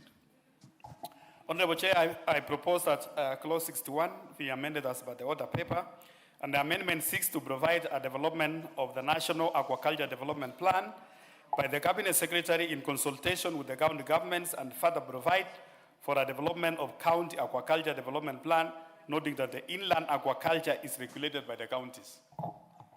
I propose the question that clause 61 be amended as proposed by the chair. I now put the question that clause 61 be amended as proposed by the chair. Will as many as of that opinion say aye? Will as many as of contrary opinion say nay? The ayes have it. I now put the question that clause 61 as amended be part of the bill. Will as many of that opinion say aye? Will as many as of contrary opinion say nay? The ayes have it. Clause 62. I propose the question that clause 62 be part of the bill. No amendment. I now put the question that clause 62 be part of the bill. Will as many of that opinion say aye? Will as many of contrary opinion say nay? The ayes have it. Clause 63. I propose the question that clause 63 be part of the bill. Chair. Honorable Chair, I propose that clause 63 be amended as per the order paper, and the amendment seeks to enhance the fine to deter persons who undertake aquaculture activities from depriving the local communities from traditional access to fisheries, and it is unclear that a good cause there may be for denial of traditional communities in their access to traditional fishing grounds for the purpose of aquaculture. This has been deleted. Let me propose the question first. Honorable members, I propose the question that clause 63 be amended as proposed by the chair. Yes, Honorable Millie. Thank you, Chair. My apologies, I didn't carry my card. But I want to say that I'd actually proposed a similar proposal, which was to delete the last part of this paragraph that says, without good cause and without first consulting the affected community. And Chair, the reason is that one of the things that is of very great concern to the artisanal fishers or the small fishers is that we find that people who are carrying out aquaculture activities sometimes deprive local communities of access to their traditional fishing grounds. So that what is good, which is things like cage fishing, it's very good, but it can't be good to an extent that we kill our traditional fishing. And so they must coexist. And that is why it's important that we don't say without good cause. Because when you say without good cause, you're actually giving room for corruption. Because people will just want kitu kidogo, and they say there's no good cause or there's good cause. So I do support the committee on this proposed amendment. Very well. Honorable members, I propose the question that clause 63 be amended as proposed by the chair. Will as many as that opinion say aye? Will as many as contrary opinion say nay? The ayes have it. I now put the question that clause 60 as amended be part of the bill. I now put the question that clause 63 as amended be part of the bill. Will as many as that opinion say aye? Will as many as contrary opinion say nay? The ayes have it. Clause 64. I propose the question that clause 64 be part of the bill. Chair. Honorable Chair, Clause 64 be amended as per the order paper, and the amendment provides for clarification of the role of enforcement, which is by the respective county governments. Under the Constitution, Honorable Chair, the functions of the defunct local authorities was defaulted to county governments. Honorable members, I propose the question that Clause 64 be amended as proposed by the Chair. I now put the question that Clause 64 be amended as proposed by the Chair. Will as many of that opinion say aye? Will as many of the contrary opinion say nay? The ayes have it. I now put the question that Clause 64 as amended be part of the bill. Will as many of that opinion say aye? Will as many of the contrary opinion say nay? The ayes have it. Clause 65. I propose the question that Clause 65 be part of the bill. Chair. Honorable Millie. Thank you, Chair. I'm proposing, which we had agreed with the committee, I was dropping the issue of genetically modified, so long as we provide the issue of public participation so that the public is involved in some of the issues. And so I'm basically adding the issue of by inserting and public participation immediately after the words environmental impact assessment. Thank you, Chair. Honorable Chair, the same. Honorable Chair, the amendment by Honorable Millie had already been captured by the committee proposal, but also I want to be on record, Honorable Chair, that we borrowed heavily from amendments and it is captured. So I will support what the Honorable Millie has amended. Very well. Honorable members, I now put the question that Clause 65 be amended as proposed by Honorable Millie. Will as many of the opinion say aye? Will as many of the contrary opinion say nay? The ayes have it. I now put the question that Clause 65 as amended be part of the bill. Will as many of that opinion say aye? Will as many of the contrary opinion say nay? The ayes have it. Clause 66. I propose the question that Clause 66 be part of the bill. Chair.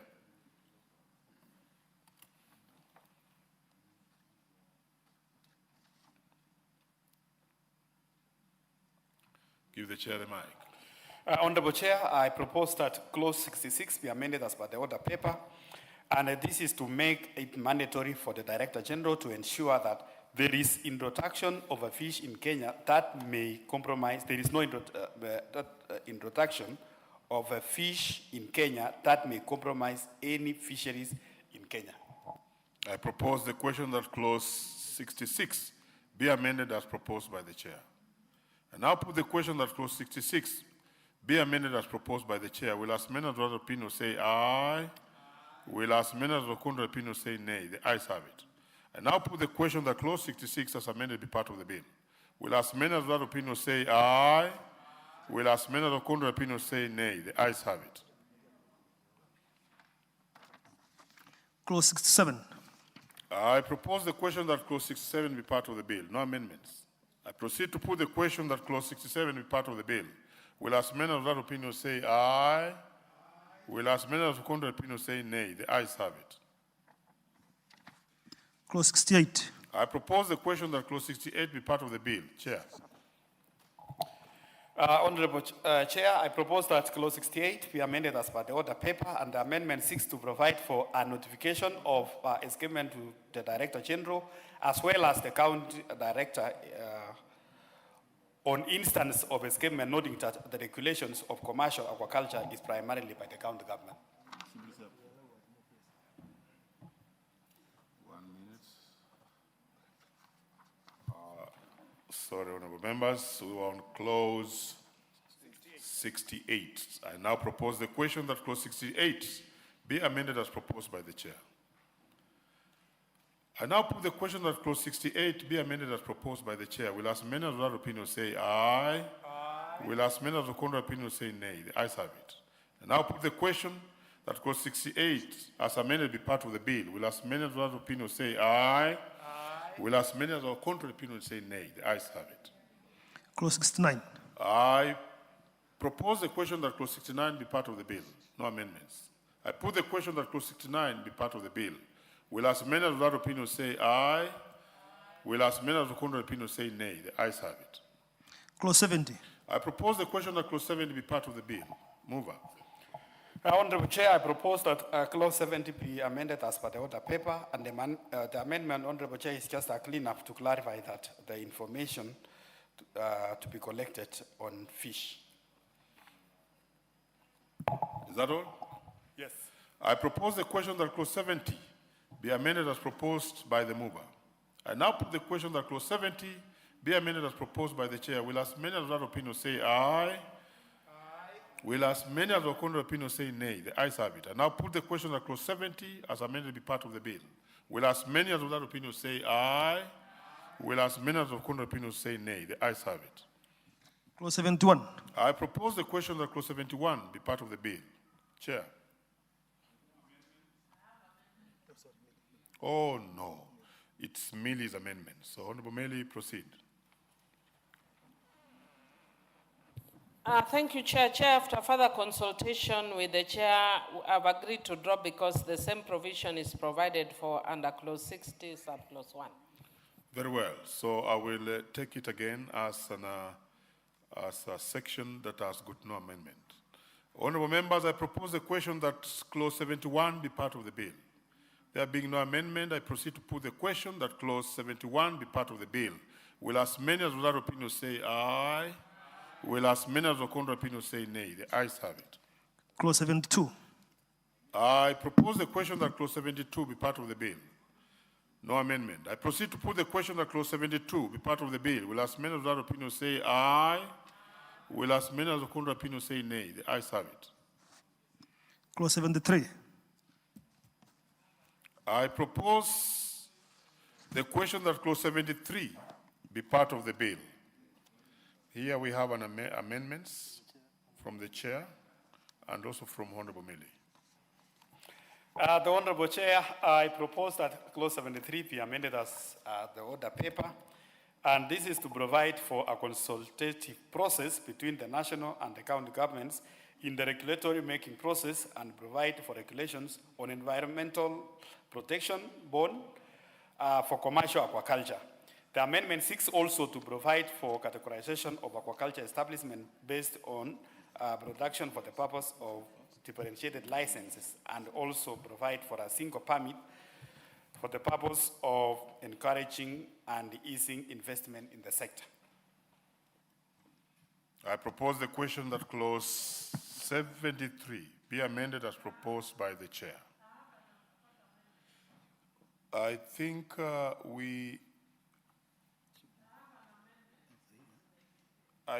we run fast with this one of the chair and then bring yours. Honorable members, I now put the question that clause 73 be amended as proposed by the chair. Will as many of that opinion say aye? Will as many of the contrary opinion say nay? The ayes have it.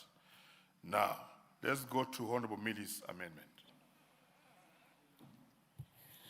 Thank you, Chair. Chair, I propose the amendment as partly as per the order paper, and one which I'm also introducing, which has been approved by the Speaker. And the first amendment, Mr. Chair, is that part of the regulation is to ensure that we have, when you establish the aquaculture, they should include sizes and navigation routes by artisanal fishers. And Mr. Speaker, this is because what happens is that when people set up these cages, artisanal fishers no longer have any navigation routes. So even if I want to leave Rusinga Island to go to Mfangano Island, or to go to Takawiri Island or Remba Island, it's a struggle because we don't know the sizes, and sometimes people put very big cage farms that it's impossible to find routes. So what we want is that the regulations might say what is acceptable in terms of size, but also navigation route for artisanal fishers or the small fishers. Secondly, I'm also bringing an amendment which is in tandem with a petition that has been brought, which we are yet to actually bring before the House, yeah? And we find that we have establishments that are prior to the cage farming, like hotels and tourist centers. Yeah. And sometimes the cages are put right before the hotels, that even the guests who are coming because of the shore, the clean shores and all that, no longer want to come there. So these people are complaining. So I am actually moving an amendment to insert GG that treats excluded areas for establishment of aquaculture, including areas located directly in front of existing commercial developments, including hotels or other tourism facilities. So that's my proposed amendment. Well, it sounds progressive, but let's hear what the chair has to say about it. Order, Chair. Let me first propose the question. I propose the question that clause 73 be amended as proposed by Honorable Millie. Chair, you can now speak to this. Yes, Honorable Chair, on the first amendment by the Honorable Millie on clause 73, if I look at the main bill, clause 63, it reads, Honorable Chair, and if this is going to cure what the Honorable Millie is trying to amend, is that no person shall, by carrying out aquaculture activities, deprive the local communities of its traditional activities, access to fish grounds without acute cause and without first consulting the affected communities. So that is what I thought maybe under clause 73, the amendment by Honorable Millie, if that can cure, though there is something which is about prior to. But on the second amendment, Honorable Chair, I want to support, because normally, Honorable Chair, the tourists who are coming to the seashore hotels, they really want to enjoy that breeze and also that water attraction, Honorable Chair. But if you find now there are cages all over everywhere, and sometimes at a time, Honorable Speaker, when the fish are affected, like we saw there were so many fish which died in the lake, it can create a very uncomfortable environment around that establishment.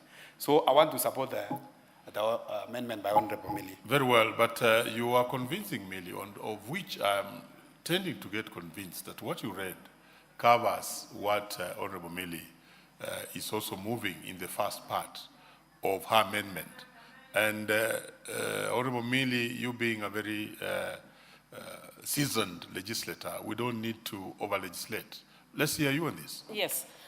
Chair, what we actually discussed this, and the chair had actually indicated, is reservations.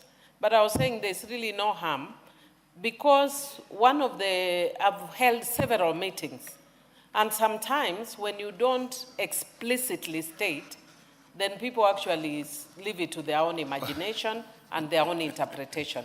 This is an ongoing challenge. It's an ongoing crisis in the lake, and it is good to be very clear and leave it to no doubt that what we are saying is that we want navigation routes. We are talking about the earlier one, we talked about sizes and all. Honorable Millie, we just now want the specifics that are different between what you said and what he's saying. It seems like it's the same. If there any variation, then just bring out the semantics in English about those specifics. Otherwise, it sounds like the same. Give you the mic to the chair. I don't want to leave it. Even I've seen it's a kind of ambiguity in the bill, and I think Honorable Chair, Honorable Millie is giving the specific. So I don't mind we go as per Honorable Millie's amendment, so that we put it in the law. Sometimes when we leave it open in some areas. Very well. Consensus is arrived. Honorable members, I now put the question that clause 73 be amended as proposed by the Honorable Millie. Will as many as without opinion say aye? Will as many as record their opinion say nay? The ayes have it. I now put the question that clause 73 as amended be part of the bill. Will as many as without opinion say aye? Will as many as record their opinion say nay? The ayes have it. New Part 8A, Artisanal Fisheries Development Protection and Welfare. Clause 74. I propose the question that clause 74 be part of the bill. Chair. Honorable Chair, I propose that clause 74 of the bill be amended as by the order paper. The amendment requires the big management units to keep records and accounts and fund the same when required. This may help to enhance the transparency and accountability. I propose the question that clause 74 be amended as proposed by the chair. I now put the question that clause 74 be amended as proposed by the chair. Will as many as without opinion say aye? Will as many as contrary opinion say nay? The ayes have it. I now put the question. Let's hear you. Chair, just before we go far, because I'm seeing, I have a proposed new part.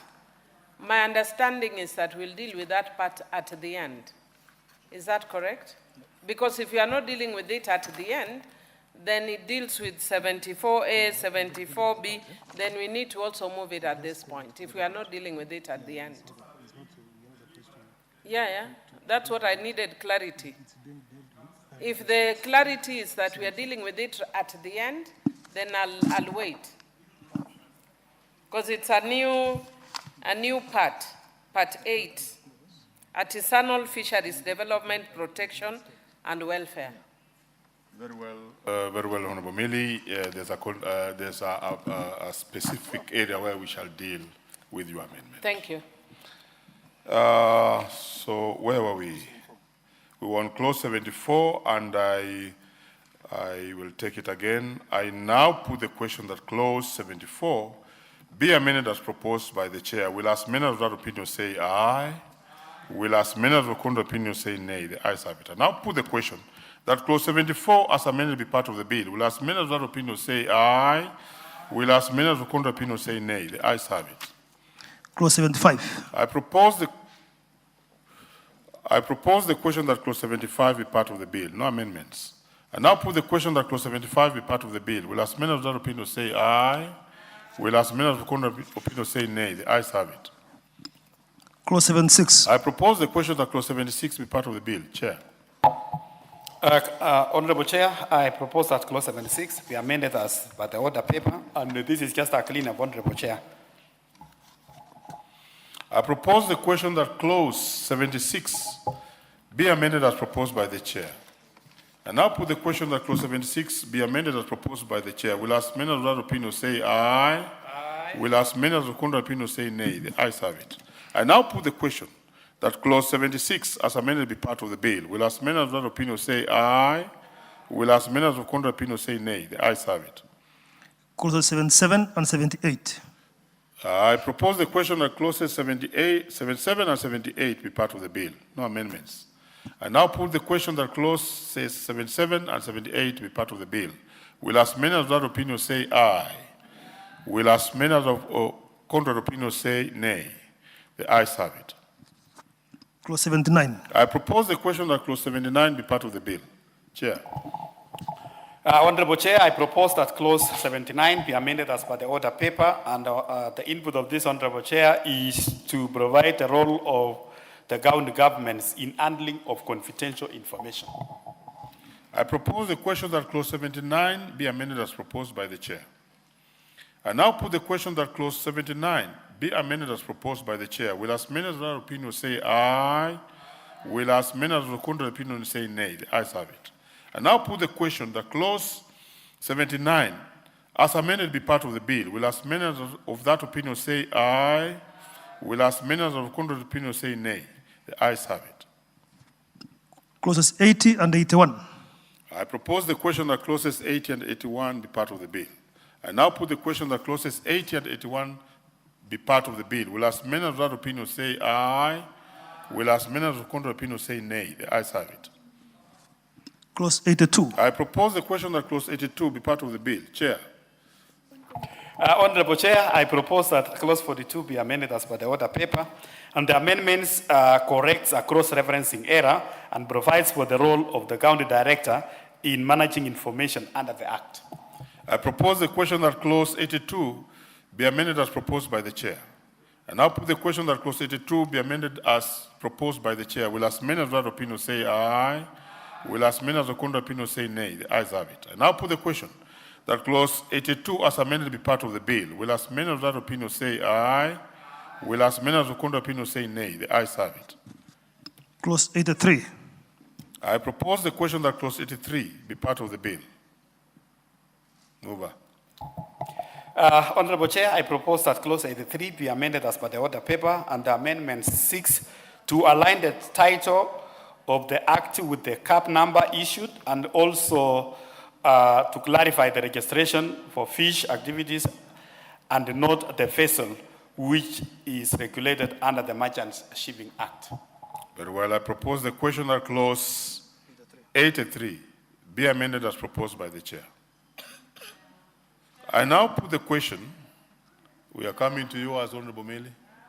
I'm coming back to you, so take your cool. I now put the question that clause 83 be amended as proposed by the chair. Will as many of that opinion say aye? Will as many of the contrary opinion say nay? The ayes have it. Let's go back to Honorable Mili's amendment on the same clause. Thank you, Chair. I dropped my amendment. Very well.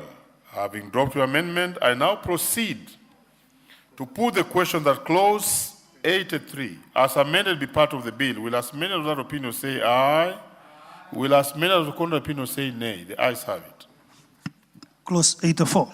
I propose the question that clause 84 be part of the bill. Move on. Oh, Mili. Mili was an amendment of this one. 84.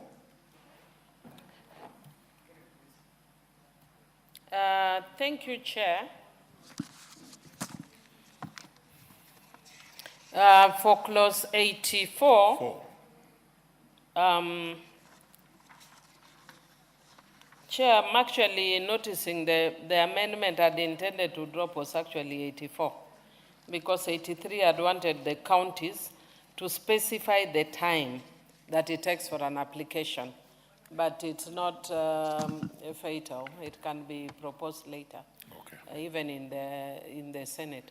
But it's 84 actually that I'd wanted to drop. So I dropped my proposed amendment. That's 84. I therefore will take 84 as a clause that has got no amendment. I propose the question that clause 84 be part of the bill. I now put the question that clause 84 be part of the bill. Will as many of that opinion say aye? Will as many of the contrary opinion say nay? The ayes have it. Clause 85. I propose the question that clause 85 be part of the bill. Chair. Honorable Chair, I propose that clause 85 be amended as per the order paper. And the amendments seeks to clarify the role of the Director General in issuance of licenses and provides for operational efficiency. I propose the question that clause 85 be amended as proposed by the chair. Mili, I know you have yours, but take your cool. I now put the question that clause 85 be amended as proposed by the chair. Will as many of that opinion say aye? Will as many of that contrary opinion say nay? The ayes have it. Honorable Mili. Chair, I propose that 85 be amended as per the order paper. And what it seeks to do is that if any person is aggrieved by the decision of the Director General, they have a chance to appeal up to the Cabinet Secretary, because that's good governance practice. You don't, when you just leave one person to be the final arbiter, then the decisions tend to be usually very autocratic. So I'm actually seeking that we have a level where people can appeal. Very well. Chair, we shall bring you last. So take your cool. Let's hear Honorable Mbuyu, Rosa Mbuyu. But before Honorable Rosa Mbuyu, let me proceed to propose. I propose the question that clause 85 be amended as proposed by Honorable Mili. Yes, Rosa Mbuyu. Thank you, Chair. Chair, I'm a member of that committee, and I just want to support what Honorable Mili says. Coming from the visit and public participation, it was clear that people were actually anxious that if you vest too much powers on the cabinet secretary, then what if you feel like whatever, he's used his discretion in a way that does not favor you? Where do you go? So it's important that you actually have levels where you can appeal or you can feel that you have a chance to be heard by more than one person. So I support that amendment, Chair. Thank you. Very well, let's hear the Chair. Honorable Chair, I want to plead with the Honorable Millie to drop the amendment because it is already provided for in the Principal Act under clause 96. And under clause 96, Honorable Could Chair, all of you go to 96? you allow me to read, Honorable Chair, even proceed. for the own sake. It says, an applicant of a license who is aggrieved by the decision not to grant or renew any license or authorization under this act to the person who holds the license or authorization who is aggrieved by the decision to suspend or cancel such license or authorization may appeal to the board within 30 days of receiving notification of such decision and may further appeal to the cabinet secretary within 60 days of receiving notifications of the board's decision. So it is already captured. There is an appeal in the clause, Honorable Speaker. Very well. Let's hear Honorable Millie's submission on this. Chair, it is very well provided for, Very so well. I drop my amendment. I'm fully convinced also Yes. from where I'm seated. Very well. Therefore, let me proceed to put the question that clause 85, as amended, be part of the bill. Will as many as that opinion say aye? Will as many as the contrary opinion say nay? The ayes have it. Thank you, Chair, for being very abreast. Clause 86. I propose the question that clause 86 be part of the bill. Chair. Honorable Chair, I propose that clause 86 be amended as per the order paper. This is just a small cross-referencing error, Honorable Chair, we're trying to correct. I propose the question that clause 86 be amended as proposed by the Chair. And now put the question that clause 86 be amended as proposed by the Chair. Will as many as that opinion say aye? Will as many as the contrary opinion say nay? The ayes have it. Now put the question that clause 86 as amended be part of the bill. Will as many as that opinion say aye? Will as many as the contrary opinion say nay? The ayes have it. Clause 87. I propose the question that clause 87 be part of the bill. Chair. Chair, I propose that clause 87 be amended as per the order paper. It is the same, Honorable Chair, where we are writing expression 134 instead of 133. So it's just a cross-referencing error. I propose the question that clause 87 be amended as proposed by the Chair. I now put the question that clause 87 be amended as proposed by the Chair. Will as many as that opinion say aye?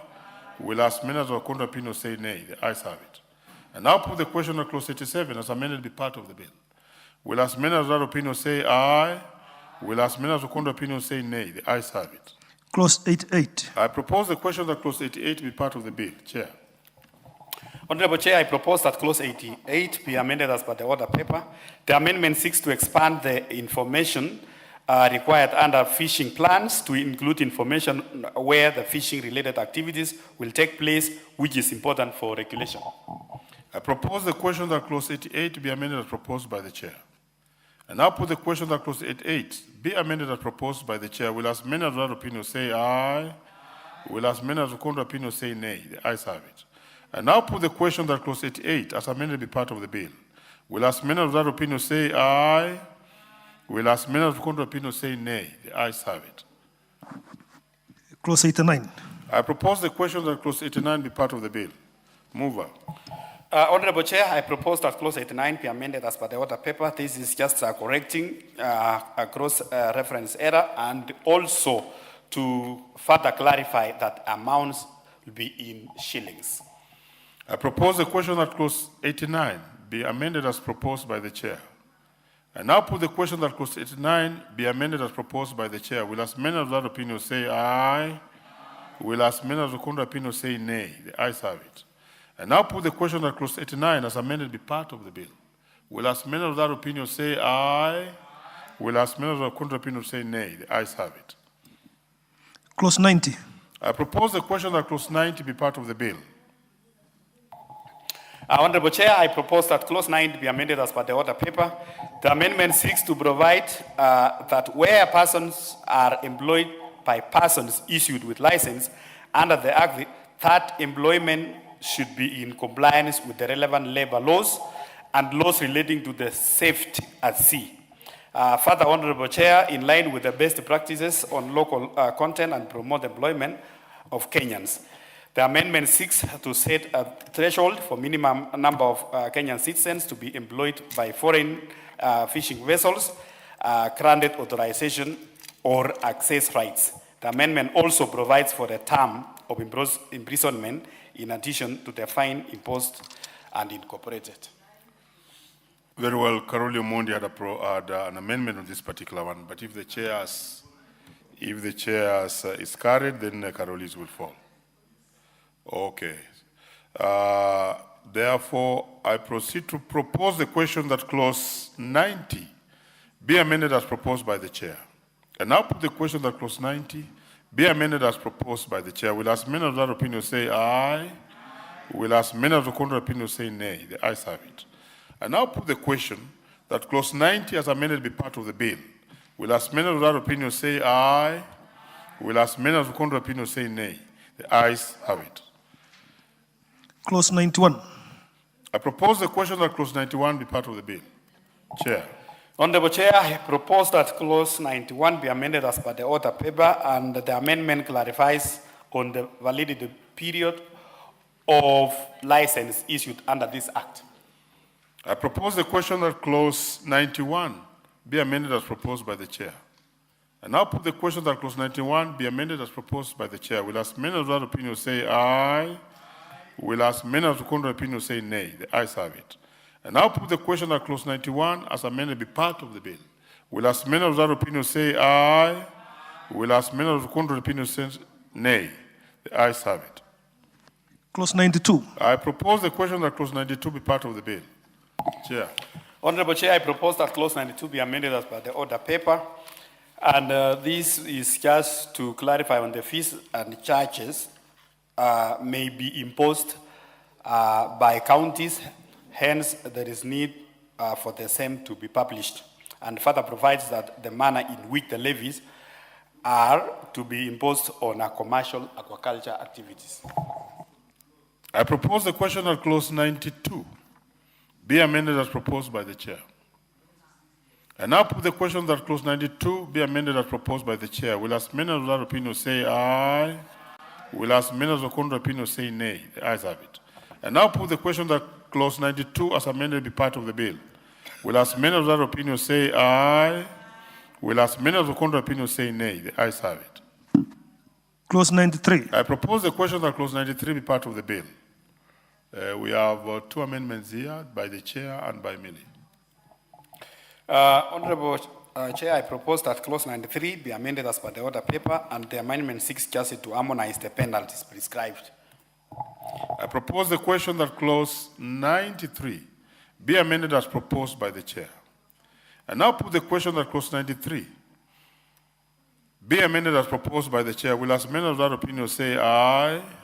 Will as many of the contrary opinion say nay? The ayes have it.